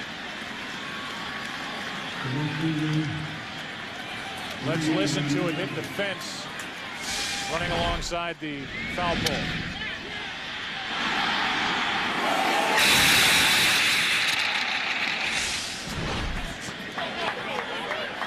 Is that how it sounds? That's how it sounds. Sounded like an accident in the kitchen at Il Molino. There's out number 1 here in the 8th.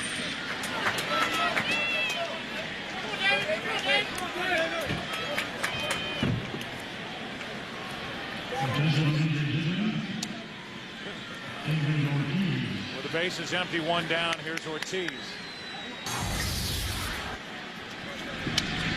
Watch out for that tray.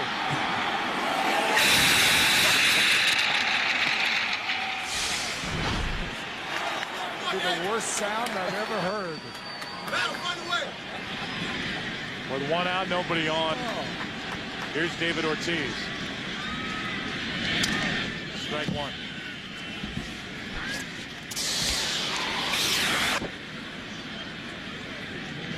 Ortiz tonight with a 2-run homer. He's grounded out twice and walked.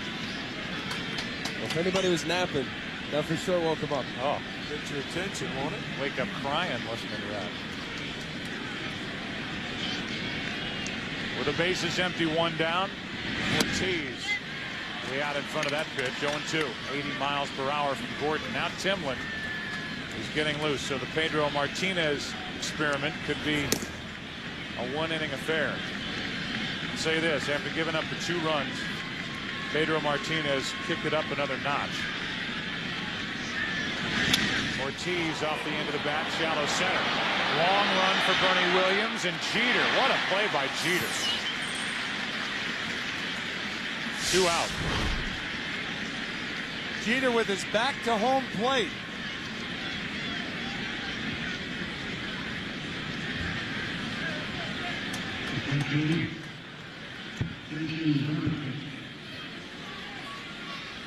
The only one that could get there, and Derek Jeter made the play. 2 down, and Varitek will be the hitter.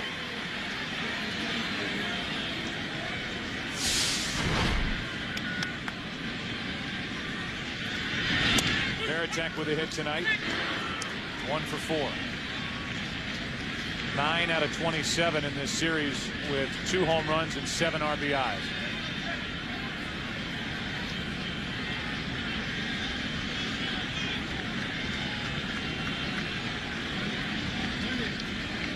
Game 4 of this series on Sunday night. The Yankees had the lead with the Red Sox batting in the bottom of the 9th inning. A fresh inning for Rivera, who had taken over in the 8th. Rivera walked the leadoff man, Kevin Millar, and the Red Sox pinch ran with Roberts. He stole second and scored on a base hit up the middle by Bill Miller to tie it. Then great relief work the rest of that night by this Red Sox bullpen, predominantly Leskanic, who ended up with the victory. A game that was won in the 12th inning on the home run by David Ortiz. And then the next night, the Yankees blew a 4-2 lead as the Red Sox got 2 in the 8th inning. A home run by Ortiz to make it a 1-run game. A sac fly off the bat of Varitek, the guy at the plate here, with Rivera on the mound again. It's a blown save, albeit a situation where he came in with 1st and 3rd and nobody out. But then the Red Sox went on to win that game in the 14th inning, winning last night here at Yankee Stadium 4-2 behind Schilling, Arroyo, and Folk. And now leading here in Game 7, 9-3 in the 8th. Varitek in the air to left from Matsui. Game 7 is headed to the bottom of the 8th. For the Yankees, it'll be the top of the lineup. They trail Boston in Game 7, 9-3. Series. They put Pokey Reese in the lineup to improve their defense at second base. And Joe Torre's Yankees are on the verge of a colossal collapse if they can't come up with 6 runs before the Red Sox get 6 outs. For as staggering as it would be for the Red Sox to come back down 3 games to none, it is amazing to think of this Yankees team, which has had so much success against the Red Sox and so much success in the postseason under Joe Torre, blowing a 3 games to none series advantage. 2-0 from Timlin, the 3rd pitcher of the night for the Red Sox. Except the way to do that is when you do not have a strong pitching staff. The Yankees started the season with poor starting pitching, and they could be ending the season tonight with poor starting pitching. It's the toughest thing in the world to replace during the season, and Brian Cashman, their general manager, knows that. 3-0 is the count on Jeter. Rodriguez and Sheffield, the next 2 hitters. 3-1.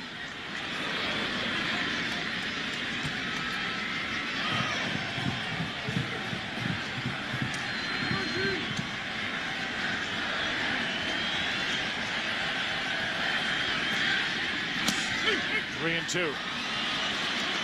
Well, we posed early the question, could this be the best win in the Red Sox history? Could this be the worst loss in the Yankees history? Interesting question. Of course, not just within this game, but over the past 4 nights. 3-2 pitch. Jeter grounds to third. Fair ball. Miller. Long throw. And there's Minkiewicz. Digging it out for out number 1 here in the bottom of the 8th. What a play. The human vacuum cleaner sucks up another one. This is a terribly tough hop in between, and watch the stretch and the grab.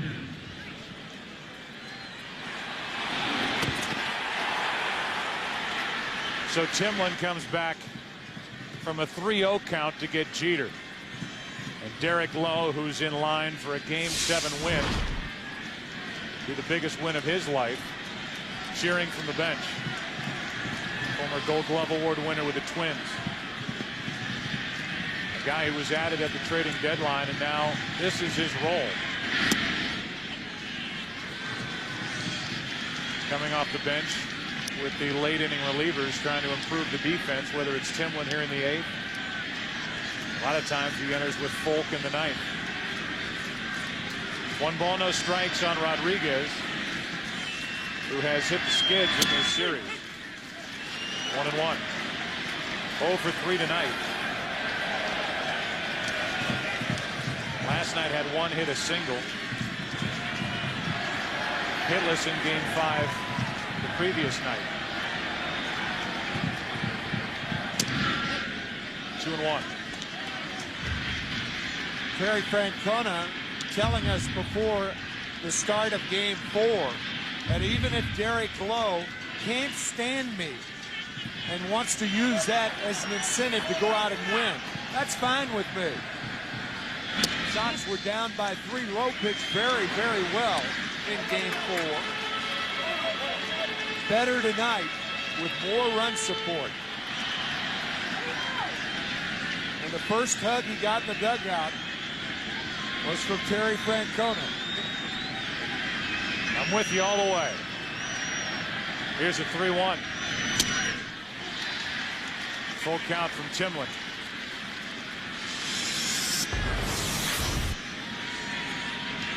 Even as late as last night before the game, reporters asked him, Derek Lowe, do you know if you're going to pitch in Game 7? Have they told you anything? Lowe's response was, why would they start now? Still bitter. But he made the most of his start tonight in Game 7. 6 innings, 1 run, 1 hit. Then Pedro. Now Timlin. 2 out.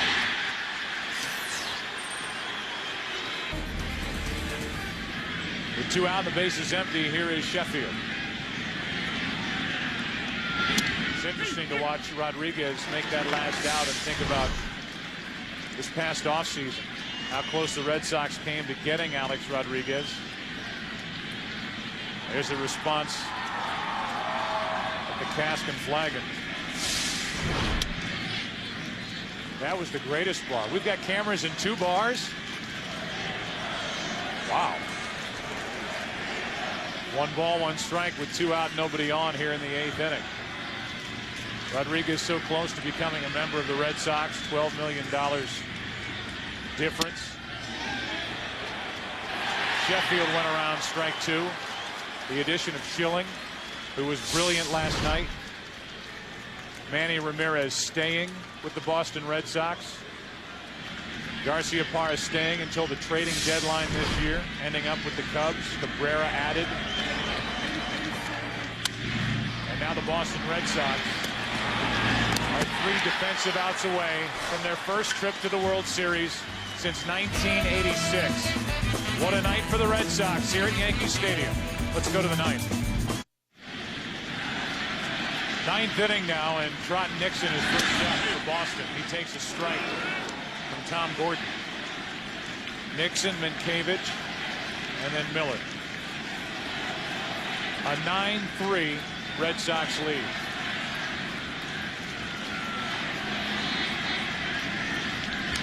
Good rip by Nixon, 0-2.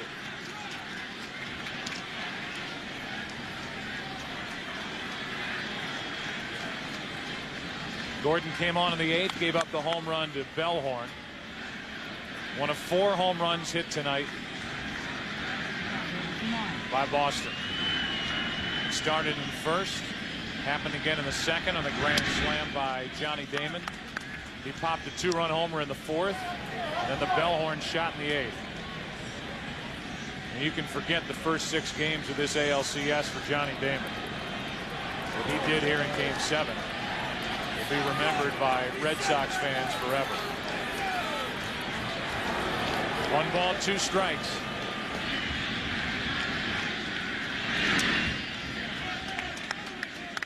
Two balls, 2 strikes. So the Red Sox, who came to New York, played at Yankee Stadium last year in the ALCS, came in trailing 3-2, won Game 6, and lost Game 7 in heartbreaking fashion, trying to flip the tables on the Yankees and give them a taste of it. Here's a 2-2. Nixon checked his swing, a full count.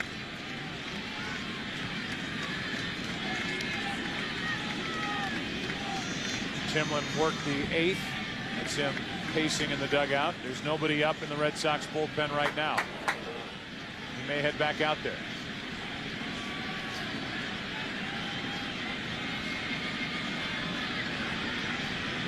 Nixon leading off. Starts it with a hit. Johnny Damon, the hitting hero tonight for the Red Sox, talks about his toughest moment in the big leagues. I would have to say losing the ALCS last year. You know, we were so close. That game, you can never forget. You know, we were real close, and then the Yankees came back, and that's what they do. That's why they've been a great team all these years, and that's why there's a little more extra incentive for us this year. We don't want that feeling again.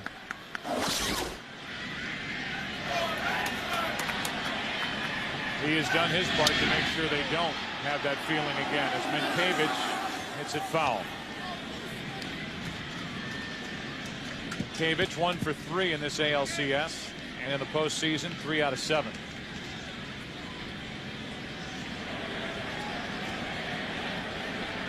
People around New York, if the Yankees complete this collapse, and it would be the biggest collapse in postseason history, up 3-0 on the Boston Red Sox, with Boston trying to win 4 in a row and win the final 2 here at Yankee Stadium. We'll be wondering what the reaction will be from George Steinbrenner. What will he do? The fact that it's Boston makes it even worse for the boss.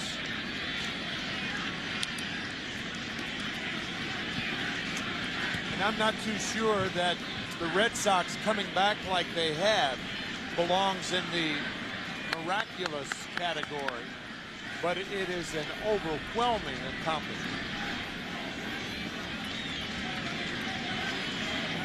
They're still 3 outs away from that defensively. They lead it by 6 here in the 9th inning. 1 on, nobody out, and Minkiewicz flies it into shallow left. That ball might drop. It does drop. A fair ball. 2 on, nobody out. So Minkiewicz gets his 2nd hit of this series, and Tom Gordon continues to struggle, albeit on a flare hit into left. Yeah, the Red Sox, meanwhile, thinking, let's sew this baby up. Put another crooked number on the board. Well, you look at this Yankee bullpen. All year long, Joe Torre had to rely on a lot of work from 3 guys. They never had the left-hander, the Stanton-type left-hander. So it was Quantrill, Gordon, and Rivera. Quantrill seemed to run out of gas in the second half of the season. Gordon set a career high for appearances, as did Rivera. And Rivera has blown a couple of saves back-to-back games in this ALCS. He's getting loose right now as Gordon is in trouble in the 9th inning. 2 on, nobody out. Bill Miller at the plate. And Miller flies one into center field. Nixon will tag. He will advance to third. The throw is in towards second. First and third, 1 out. So Miller a productive out. puts an extra run 90 feet away with only 1 out. Here comes Cabrera.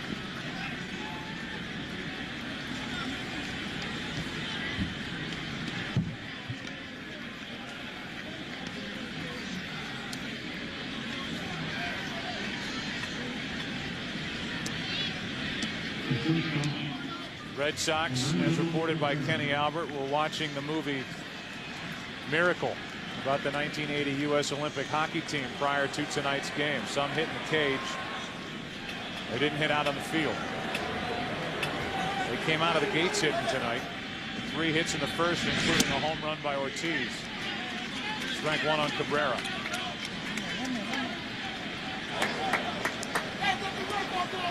That old George Carlin line comes to mind now. No one says it's only a game when they're winning.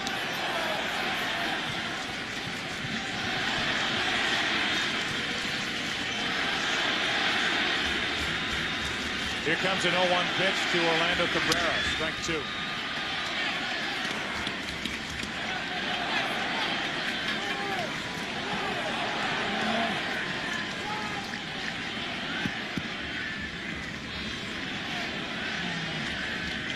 Back-to-back hits. Nixon, then Minkiewicz. Miller fly to deep left center.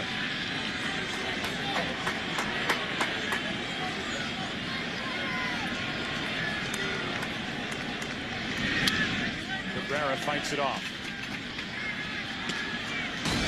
Is it fair to put this series and this comeback on this list?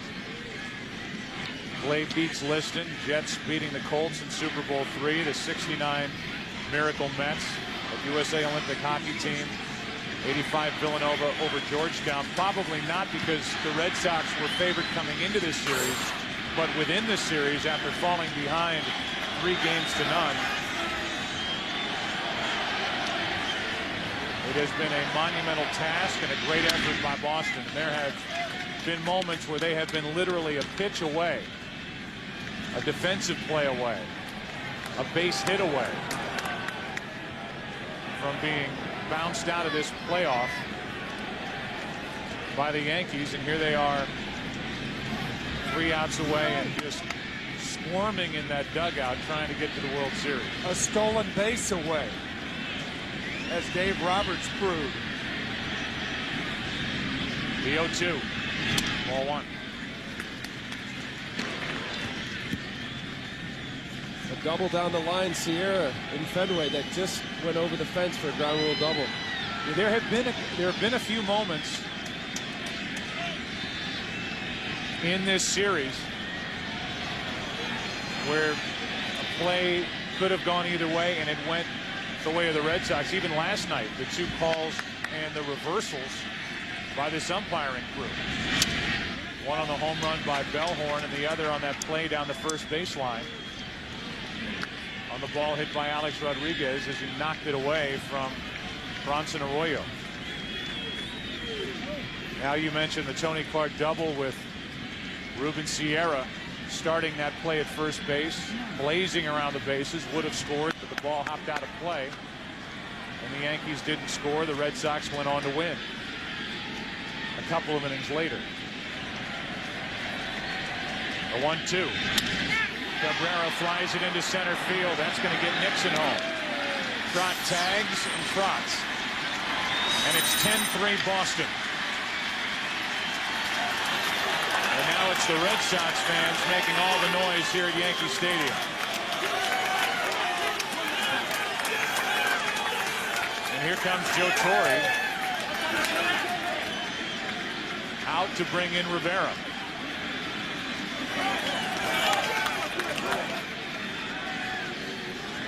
The Red Sox have matched their biggest lead of the night. Rivera coming in. And at this moment, the Red Sox could care less. Why the Red Sox are sitting where they are, even in this series, and tonight on the verge of getting to the World Series, is because they didn't fear Mariano Rivera. They respect him. But Rivera coming in and blowing back-to-back save opportunities. And since July 24th, when Bill Miller took him out of Fenway Park, Rivera's 0-2 with a 5.79 ERA against the Red Sox. Now some Yankee fan or some fan from the upper deck takes that foul ball that Damon just hit and throws it all the way back onto the field. It almost got Damon.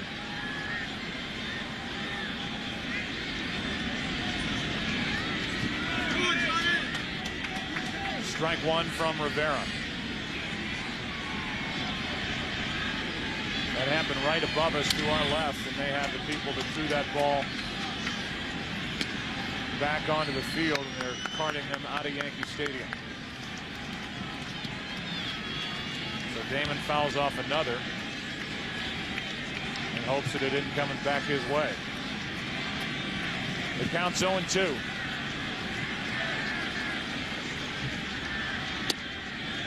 Ball one high. Because of the presence of Rivera starting in Game 4, and for good reason, Terry Francona managed the remainder of this series brilliantly. You can always argue with a move here or a move there, but he knew the urgency. He knew the presence of Rivera in the late innings. He didn't mess around with the 6th and the 7th. And now here are the Red Sox taking the field, bottom of the ninth, leading 10-3. Mike Timlin will try to get the final 3 outs, bottom of the 9th inning. The 4, 5, and 6 hitters, 3 guys who helped carry the Yankees early in this season to that series, 3-0 series lead. Matsui was right in the middle of it. 5 RBIs in Game 1. His night in Game 3, that 19-8 win at Fenway Park. He and the guys around him in the Yankee lineup have been shut down for the most part the rest of the way. Games 4, 5, 6, and now 7.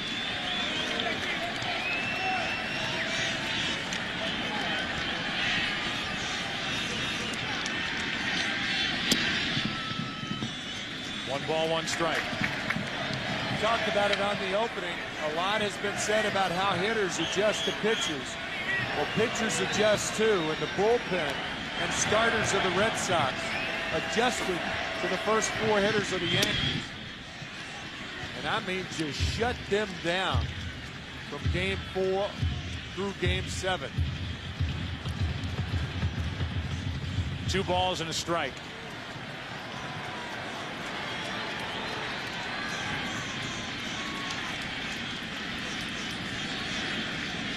Hideki Matsui rips it into right field.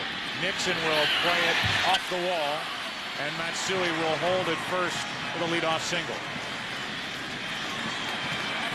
A 10-3 Boston lead, and Bernie Williams walks in.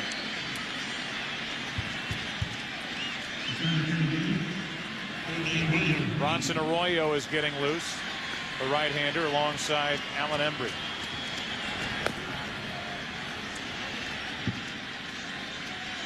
After this game, we will have the post-game celebration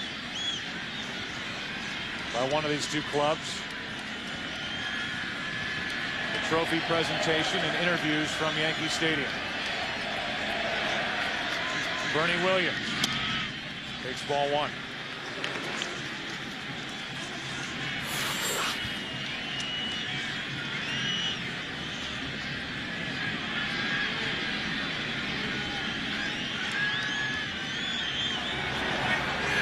Time called as yet another baseball is on the field.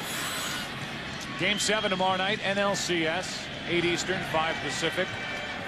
Roger Clemens and Jeff Suppan. The winner of that game will play the winner of this game.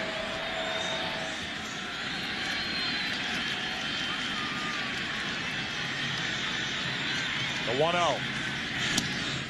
2-0. Bernie Williams tonight, 1 for 3.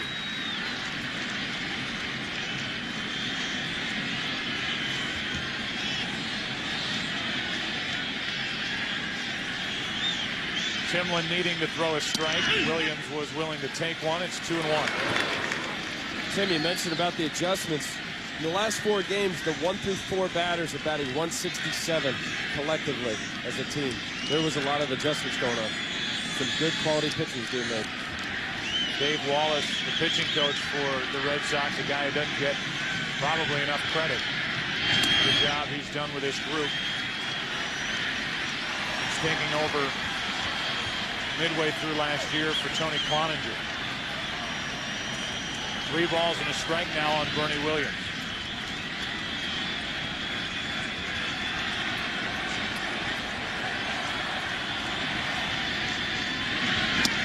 Full count. The Boston bullpen, their effectiveness is certainly exemplary, but the one thing they've shown more than anything is their tenacity, the point of exhaustion, particularly in the 2 extra inning game, the 12 and 14 inning game. In that 12 inning game, the Yankees had their leadoff runner on 5 of the last 6 innings and didn't score. They didn't score for 8 straight innings in the 14 inning game. Williams grounds to second. Reese gets the lead man, and that's it. When Terry Francona was with the Oakland A's last year, he saw firsthand the kind of performer, the kind of professional athlete Keith Foulke was. And when the question was posed to him during the interview process, when he was interviewing to become the Red Sox manager, they asked him, "What do you think about Foulke?" And he said, "Well, if I'm coming to the Boston Red Sox, get Keith Foulke.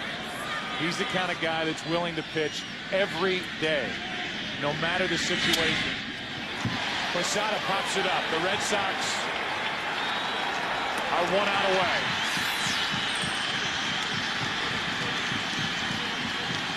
It would be Boston's first pennant since 1986. Their first postseason series victory over the New York Yankees.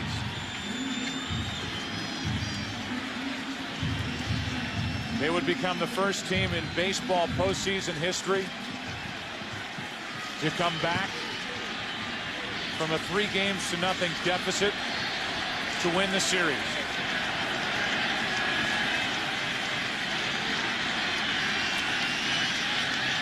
And they can close it out here at Yankee Stadium. Ball 1 to Kenny Lofton. Taking second is Bernie Williams on fielder's indifference.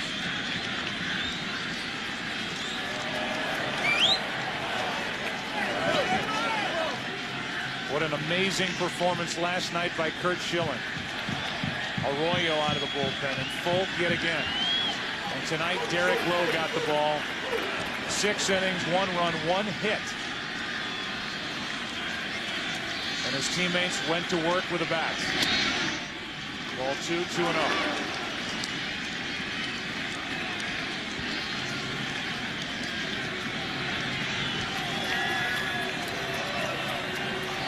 Red Sox can't wait to explode out of that dugout.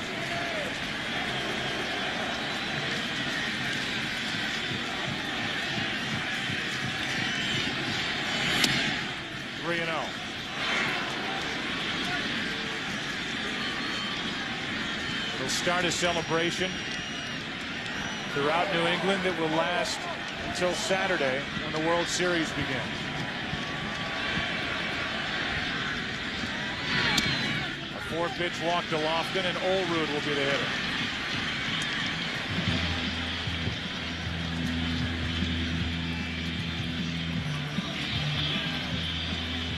And here comes Terry Francona.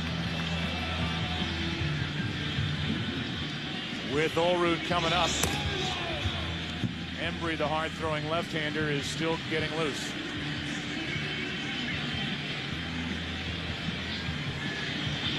And not wanting it to get any tighter, Francona is going to go to Embry.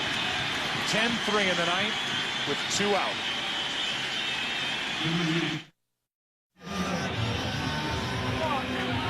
These two teams have been at it for 5 straight nights.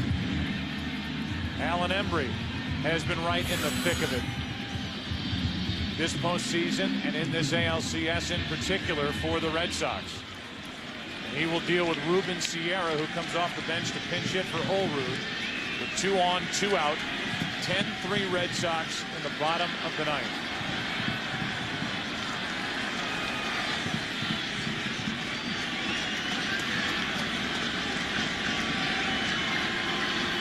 It's midnight here at Yankee Stadium. And ball one is low from Alan Embrich.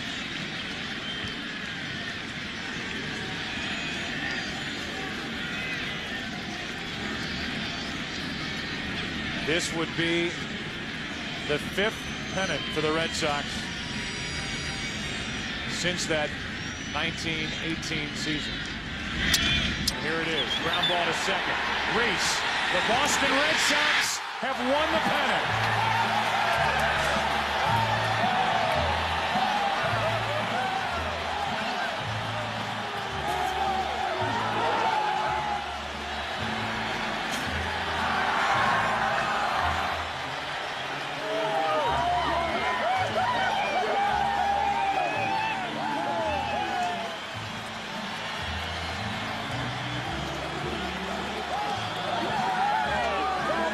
They'll spread the news, all right.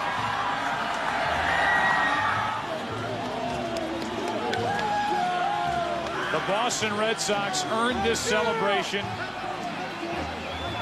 here at Yankee Stadium with the biggest comeback in postseason baseball history.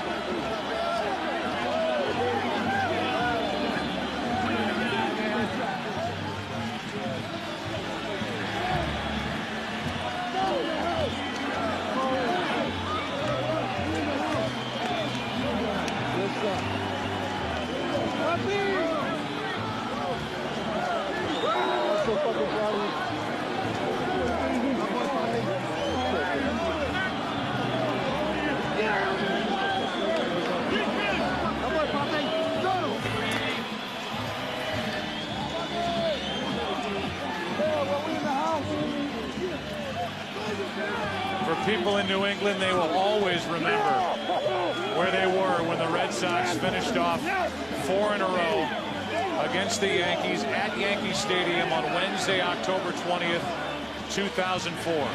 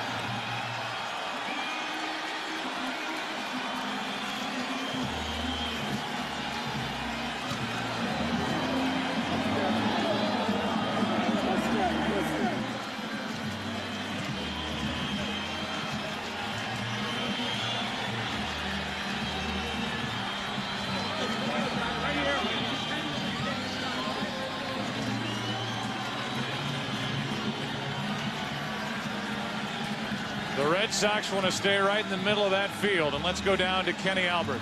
All right, Bedlam here on the field, guys. I'm with Johnny Damon. Johnny, first team in baseball history to come back, win a series after losing the first 3. What's going through your mind right now? Well, we knew our team was special. Even when we got down 3 games to none, we knew we had a special team. But I mean, I'm so proud of our guys. I mean, we stepped it up, and now we're going to the World Series. Our job's not done, but I mean, we are very happy. A lot of people were counting us out, but not us. For you personally, 3 hits over the first 6 games of this series, 2 home runs tonight. Take us through those home runs. Well, you know, I hadn't been as aggressive as I was during the course of the season, so with bases loaded, I knew Vasquez was trying to sneak a fastball by me so he can start working on his changeup or whatnot. So I jumped on the first fastball, got jammed a little, but unfortunately enough, hit it out of the ballpark. Next time up, it was a fastball away, and somehow I pulled it. But great things happened today. So I'm proud, very proud of our guys. Derek Lowe stepping up for us, Kurt Schilling yesterday. I mean, just on and on. This is a 25-man team, and we play like it. Well, last October it was Aaron Boone winning it for the Yankees in extra innings game 7. What message do you have for the fans watching back in New England tonight in 2004? We're coming back home, and we're going to party for a little while, but it's going to be a great World Series, so stick with us. Never count us out. Thank you very much for supporting us all year long, and for the World Series, too. You know, we're coming home. Johnny, congratulations. Go celebrate. Thank you very much. Johnny Damon, 2 home runs tonight. Joe? Kenny, thank you. A classy guy is Johnny Damon, the igniter for this offense.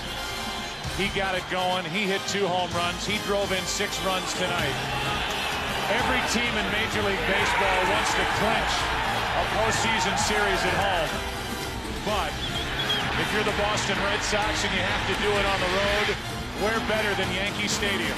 The Red Sox are going to the World Series, and we'll come back with more right after this.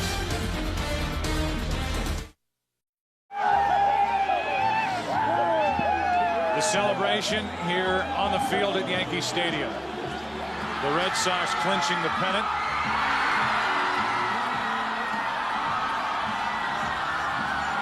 The reaction from the greatest bar back in Boston. And we look at today's headlines. Get up now!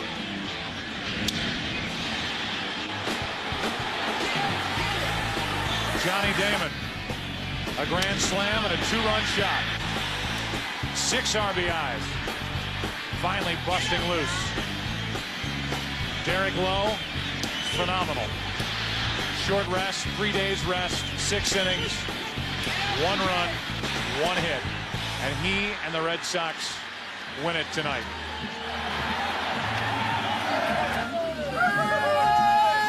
Let's go down to Kenny Albert with the winners. Kenny? Okay, Joe Buck here in the Red Sox clubhouse with Red Sox hierarchy, John Henry, Tom Werner, and the honorary president of the American League, Mrs. Jackie Autry. Well, gentlemen, this is one of the most exciting American League Championship Series that I've ever participated in, and I congratulate you and your team. All of the country is very proud of what your team has accomplished, and I'm very proud to present to you, on behalf of the Commissioner of Baseball, the William Herridge American League Championship Trophy. Congratulations to both of you. It's heavy, so be careful. John Henry, Tom Werner, down 0-3, 1 inning away from getting swept. In your wildest dreams, could you have imagined being up here on this podium tonight? The greatest comeback in baseball history. You know, you couldn't have done this, to come back this way, down 3-0, to win in 12 innings, to win in 14 innings, to come into the Yankee Stadium and win 2. How could you possibly do that if you didn't have the greatest fans? We sold out every ticket this year at Fenway. We have the greatest fans, and this is one hell of a baseball team. This is for you, New England. This weekend in Boston, we're bringing a World Series, and we're bringing this home tonight to Logan. There's been a lot of heartache in Boston in the last couple of decades, but I think this is such a sweet victory. This makes up for it. And on behalf of all the fans of Red Sox Nation everywhere who never lost faith in this team, what a historic achievement. And to do it in Yankee Stadium was very sweet. Team President Larry Lucchino, you conquered the evil empire.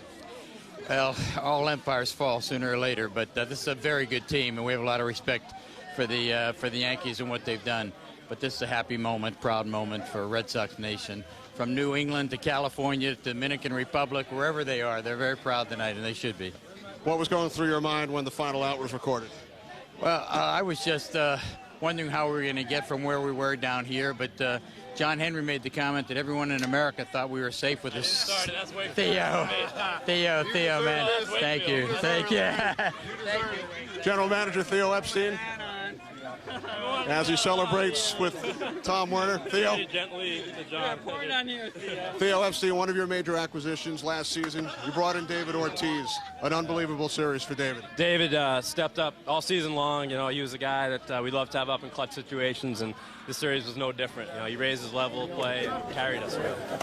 You grew up in Boston, huge Red Sox fan.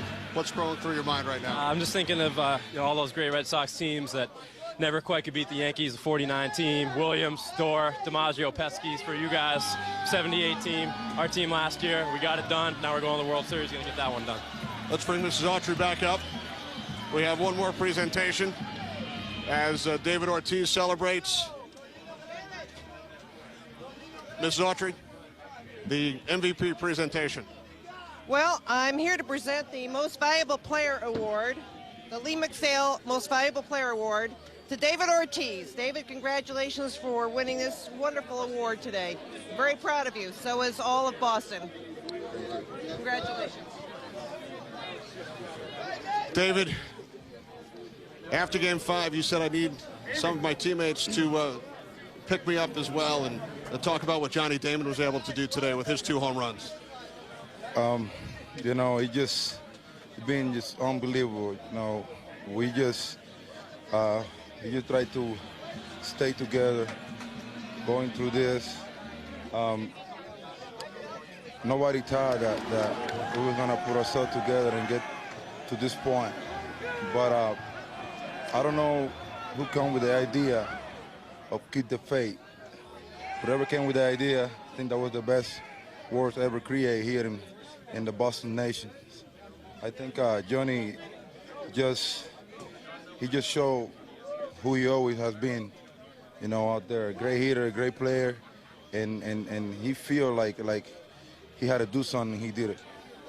David, congratulations, great series. Good luck in the World Series. Thank you very much.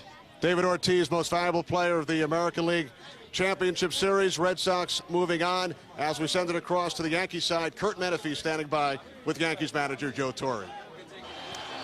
All right, we're with Yankee manager Joe Torre. And Joe, first of all, you had a chance to talk to your club. Can you give us a sense of what your message was to them? No, not really. I mean, it's just, you know, it's a very personal thing. You know, you start with these guys in February, you change a few faces here and there, and, you know, you go through a lot.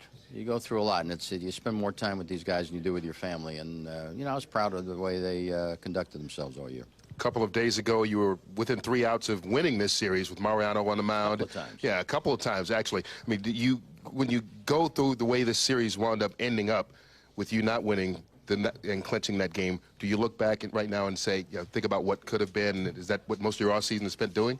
You know, what was it, back in 98, I said to my wife, why are all these good things happening to me? You know, because we got the hops and you know, we came back from what seemed like insurmountable odds and won some games. And, you know, it doesn't always happen for you. You know, I had guys out there busting their tails, ready to play all the time. And, you know, just because you're the greatest closer in the world doesn't mean it's always going to be wonderful. And as I say, I'm proud of the way they conducted themselves. Considering the rivalry between these two clubs, I mean, obviously it always hurts when you lose a Game 7. Any more sting because it's the Red Sox and because you're up 3-0? Well, I mean, up 3-0, you know, especially the 2 extra inning games in Boston where we had leads in the late innings, which is normally our game. But no, I said before the game, I said, you know, our goal wasn't to keep the Red Sox from going to the World Series. Our goal was to go to the World Series. So, you know, you really can't think of defending against them. We needed to win, and we didn't get it done. All right, thanks a lot for your time, Joe. Okay. All right, back up to you, Joe Buck. All right, Curt, thanks to you for the interview and to Joe Torre. Such a classy man, thoughtful answers, and we thank him for stopping by and joining Curt Menefee. So the Red Sox continue to celebrate, as they will in New England long into the night. Let's go back down to Kenny Albert. All right, Joe, with Red Sox manager Terry Francona. And Terry, I know last year when the Yankees beat the Red Sox in Game 7, you were traveling back from Oakland. You were a coach with the A's at the time. Down 0-3, 1 inning away from getting swept. Did you ever in your wildest dreams imagine this would be possible? Actually, yeah. We, because of the guys we have and the way we try to go about it, we just tried to simplify it and go inning by inning. And that was the only way we had any chance to accomplish this. We're playing such a great team. And there was no room for error when you're down 3-0, and we fought back and we did it. And again, it's against a great team. What we did was really, really something. I'm so proud of these guys. That's an understatement of the year. Tell us about the booing in the dugout. What was going on as Derek Lowe continued to put up 0 after 0? the mood from the first pitch was let's just go pitch by pitch and just concentrate on every single pitch, every single play. And what D gave us was above and beyond the Call of Duty. You know, when we put him in the bullpen, we told him that day, we said, you're going to have something to say about this series, and it never fails when people don't tuck their head between their tails and stay with it, and he was just awesome today. Now, we know what happened to the Yankees last year in the World Series against the Marlins after winning the emotional 7-game series with the Red Sox. If it's not too early to ask you about the World Series, how will you keep... Too early. Well, I'll ask you anyway. How will you keep the guys from avoiding a letdown against either Houston or St. Louis? There has never been a letdown. And you know the biggest reason is they like to play baseball. That's just they just like to play baseball. So we'll be fine.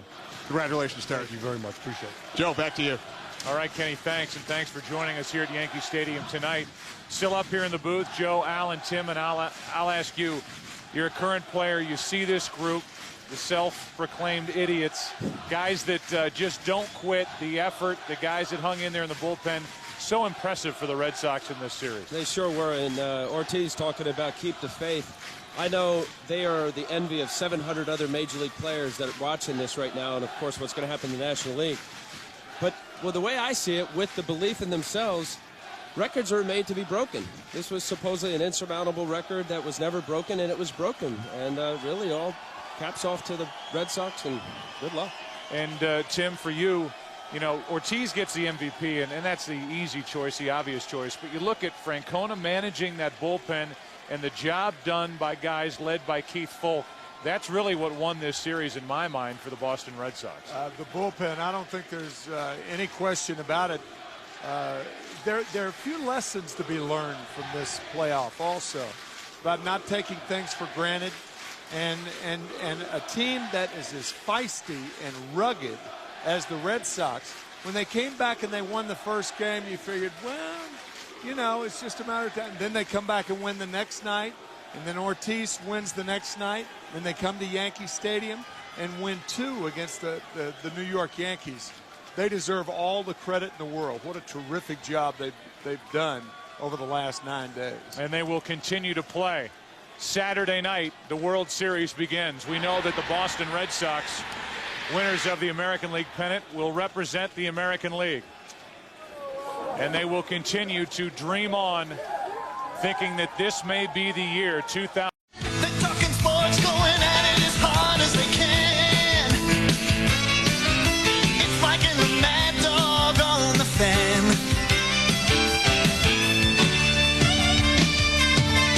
Nothing can get by 'em, turn it on and try 'em. Mike is the mad dog, WFAN.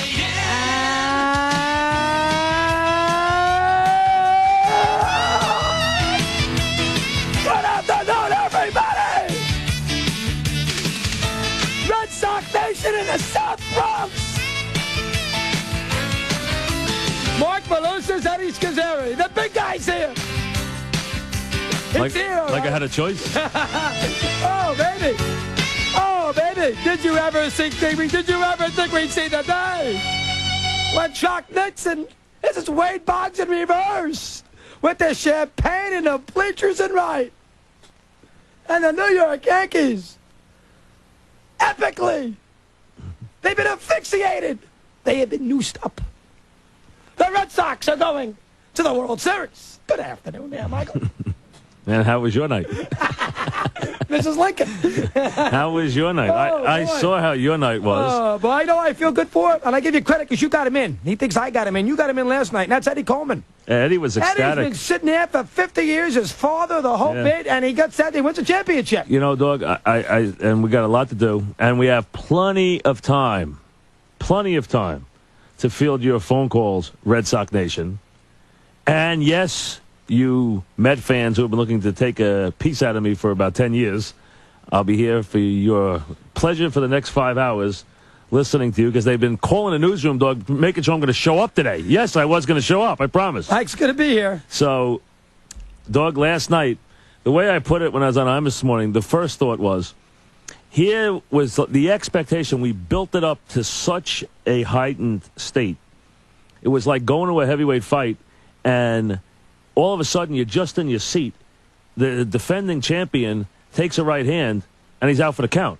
The problem with baseball, in boxing, you get up and leave. In baseball, they drag them around the field for about 4 hours. And that's what happened last night. They dragged the Yankees around the field for 4 hours. That was a mugging with an audience. That was a disaster. And I'll tell you what, I was sitting there as a Yankee fan.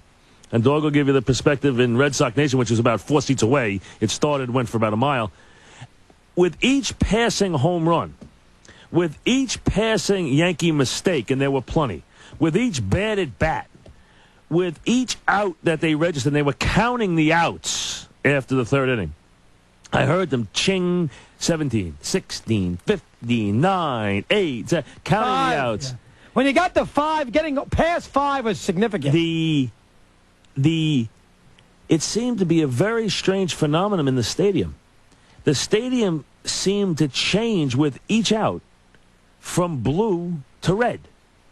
And it seemed like with each out, the Red Sox fan was somehow multiplying before my eyes in the stadium. Next thing I know, we were in Fenway Park in the 8th inning. I never saw any, and I stayed to see the celebration. Now, I could only take about 4 minutes of the Red Sox on the field. It's about all I could take. And the chanting and the people going crazy. Dog stayed for 45 minutes. He will fill you in on that. I stayed for the last out. I wanted to see it happen. I stayed and watched it.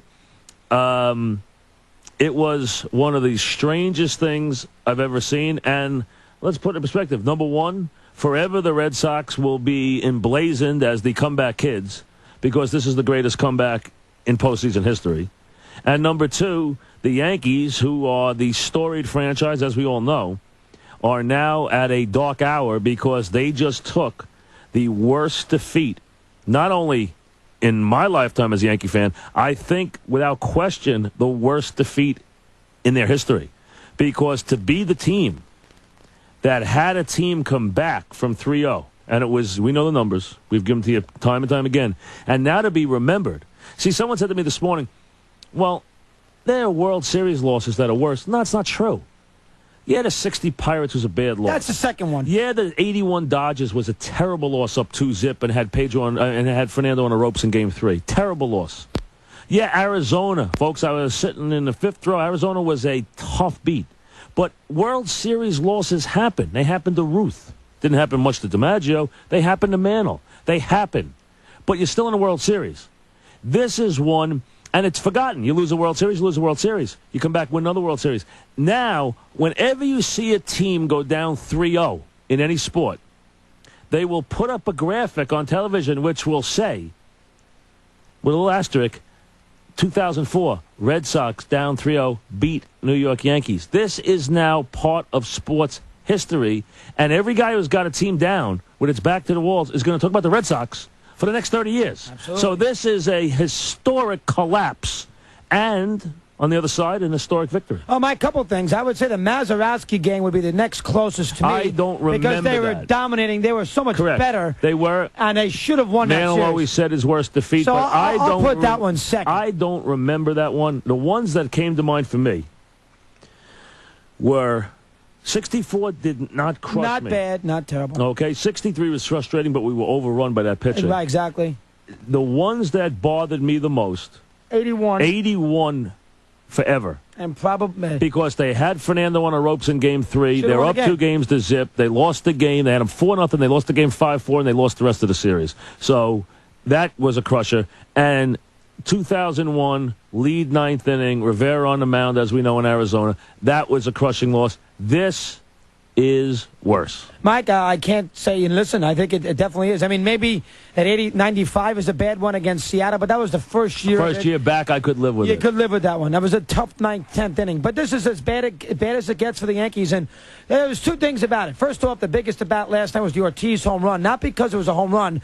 It's because the Yankee fan could not celebrate the big play at the plate. The next pitch. I agree totally. So the Red Sox didn't even get a chance to feel, uh-oh, here we go again. The next pitch out of the ballpark. And it finished Kevin Brown. I killed it. Finished Kevin So Brown, that- who showed nothing last night. Terrible. So that's the biggest about of the biggest pitch of the game. And the Red Sox, to me, I know the game was very flat from a Yankee perspective. It didn't have any of that epic conclusion that you wanted to see. But I think the Red Sox had to have a game like that. I think if the Red Sox were in a white knuckler last night, I'm not too sure if they could have gotten through it. So they needed to have a large working margin And they could even withstand Pedro. We'll get to that in a second. So that's number 2. Number 3, I think I'm a Red Sox fan, and I was with them all the last 3 days, so I'll tell you what they told me. This eliminates Bucky Dent, and this eliminates Aaron Boone. This does not eliminate World Series now. No, it can't. They still have to go on and win the World Series. Otherwise, that other curse lives. This does not eliminate Bill Buckner. Right. All right. This does not eliminate Enos Slaughter. This does not eliminate that. But it doesn't eliminate Morgan against Burton. But it does eliminate, if you're a Red Sox fan, it eliminates the Boston Massacre. Yep. It eliminates 13.5-game lead in July. Right. It eliminates Bucky Dent off Mike Torres. It eliminates Gossage and Yaz. And I'm sorry, I hate to say it to Yankee fans because this is going to be very painful. If you're a Red Sox fan, this has got to eliminate last year's 8th inning. I don't think there's any question. Yeah, there's no other way. If you're a Yankee fan who wants to put the... You can't say that now because they came from 3-0 down. Now, if they just won a Game 7, it was a tough series, and won a Game 7, 10-3... You tip your cap, you move on. You can get over it. Absolutely. But you blew a 3-0 lead in this series. And had a 4-3 lead with the best closer in the world on the mound in the 9th inning. Which brings us to the next point, and I'll throw it out and let Mike comment. The biggest at-bat to me in this series, the biggest at-bat is not Millar's walk. The biggest in the 4th game, the biggest at-bat is A-Rod. His strikeout against Timlin in the 8th inning of Game 5 after they got out of the bottom of the 7th on a Manny Ramirez double play, after Cairo hit that double off the left field wall. It was a pin drop in Fenway. Jeter lays the bunt down. If the Yankees get that 5th run, this series is over. If A-Rod does what he's supposed to do, and A-Rod, he's got a lot to answer for. He hits a sac fly there, 5-2. I think myself, Mike might differ, I think this series is over. I totally agree. From my standpoint, that, to me, is the biggest bout of the series. Mike might tell you the Dave Roberts steal. Mike might tell you Millar's walk, Miller's hit. That, to me, is the biggest bout of the series. Well, I think it all ties in at the same time, Dog. And I think the thing unraveled after that first game because they did a bad job in the second game, in Game 5, meaning the second game they lost, from a lot of different standpoints in my regard. And the Red Sox got tougher and tougher as the series went on. And finally, the Yankees' lack of pitching reared its head. It hadn't reared its head. We thought it would rear its head. Surprisingly, it had not. But the Yanks got outpitched in their building in Game 6 by Schilling, who did a great job. Levy didn't pitch badly, but he didn't pitch as well as Schilling. And then they got destroyed in Game 7. And there's a lot of different things here. First thing you want to take is the big picture. I think Dog just did that with the Red Sox. No longer can you thumb your nose at the Red Sox about this. Now, the Red Sox haven't won their World Series. They have to go do that. That's up to them. But that's a different deal. This is about the Yankees. The Yankee, first thing you want to take is the big picture. I think Dog just did that with the Red Sox. No longer can you thumb your nose at the Red Sox about this. Now, the Red Sox haven't won their World Series. They have to go do that. That's up to them. But that's a different deal. This is about the Yankees. The Yankee perspective on this first. I'm giving you that, and we'll get to the Red Sox. Because the Red Sox, they are going to chronicle this as one of the great moments in sports history. It's going to be one of the great comebacks and one of the great stories ever in postseason history, and they're right about that. It was that big. It was played out with that much tension, that much pressure. This built up all year. Remember, this is a 2-year thing that culminated last night. It has been a 2-year war with the Red Sox. It's gone on from day one for 2 years. And for them under that scrutiny and that pressure, and they were getting destroyed on Sunday morning. They were getting beat. They were getting beat to a pulp on Sunday morning. And you know what? If you looked around there, you looked around that stadium that night, 9th inning, Game 4, they thought they were dead. Why wouldn't you think they were dead? 19-8, my God. Oh, you're talking about the next day. Yeah, say the next day they thought, we're going home. But you know what? They didn't go home. And then they got stronger from there. But the point of this is, there is a Yankee perspective to this, and the Yankee perspective to this is, here is this team built to win championships. That is no longer has any connection. The book is closed. They no longer have any connection. And it's going to get worse and worse because guys who have been the staple of that, such as Rivera, who right now may be ready to hand off the mantle to this kid Lidge as the next great closer. I mean, he's already had a decade of it. You can't expect him to go forever. I agree. Okay? And Bernie Williams, who is winding down. And again, they try to bury Bernie Williams, and he probably was as consistent as any Yankee again in this series. Absolutely. And his guy you want up in the big spot every single time. Absolutely. And you know what? He's winding down. So the guys who are the remnants of that run, and Jeter made that point last night, Dog, and he did it with a little fire in his eyes when he said, don't be comparing those teams to these teams. There's no relationship. And he's right. It's now 4 years removed from a championship, and that group has whittled down to 4 and will whittle down from there. Soon, soon it will just be Posada and Jeter. Eventually, that's what you'll be left with for a while. And that's it from that core. And this group has not gotten the right mix. But what happened here is different. You're talking about the Yankees, the proud Yankees, the way they're built, the money, the whole thing, everything that makes the Yankees the Yankees. For them to collapse on the grand stage, and right now the Red Sox Yankee stage is even bigger than the World Series. It is. It's bigger. It's watched by more people. More people care about it. The city cares about it more. To have them collapse at this level on that stage when they are 3 outs away, 3 games up and 3 outs away, and lose the series is, without question, the greatest postseason collapse in the history of sports. That's a lot. Hey, you want to look at it this way? When you're in enough of these situations, sooner or later you're going to have something bad happen to you. Not like this. It's funny about the Yankees. They have so much good history that we all have to hear who hate the Yankees, whether it's the trade, whether it's DiMaggio, whether whoever it might be, Garrick and Mattingly, whoever it might be. For once, the Yankee hater, the crack committee, now has something that will stick to the Yankees that's bad forever. Absolutely. And that is something that has not happened to the Yankees. Mike gave you these situations about the World Series. Games happen. They haven't had anything like this. They haven't had anything historic happen to them badly. Now they have. Yeah, in their whole history, Doug, they have had bad losses. 26 World Series to a team they were a 5-1 favorite over. They lost to Grover Cleveland Alexander. It happens. Babe Ruth lost that series. Mantle, the 60 World Series. They won the 3 games by 90 runs and lost 4 squeakers and lost the series. Worst loss of his life. That happens. It happens. But this is different. This is an utter collapse. This is one that will reverberate. Now, we'll get to all the different things in the days to come. You know Steinbrenner is going to do something, who knows what. He doesn't really have a lot of options, which we'll get to. But this one, as Dog said, will stick to the ribs. This is one that will follow this franchise. This is a big blemish because this is the ultimate winning machine. And for it to collapse this way is a big deal. You can't minimize it. This is a black mark on Yankee history. All right, CBS 880 and EEI on the beginning with the montage. Very, very good. Mink's got our update at 1:20. Sports Radio 66. WFAN 2020. And Chris, the Yankees are back at the stadium today, but they are cleaning out their lockers after the loss last night to the Boston Red Sox. The Red Sox on their way to the World Series. It'll be Roger Clemens' 4th career start in a Game 7. He's 1-0 in those outings. Jeff Supan pitches for the Cardinals.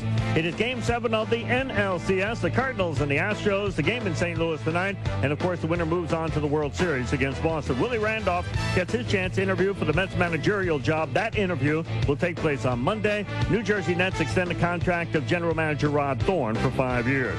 This report brought to you by the Breeders' Cup World Thoroughbred Championships, and get in on the best bet in sports on Saturday, October 30th. Simulcast live at your local simulcast facility. Post time 12:40 p.m. Go, baby, go. With reports every 20 minutes, this is John Minko, WFAN 2020 Sports.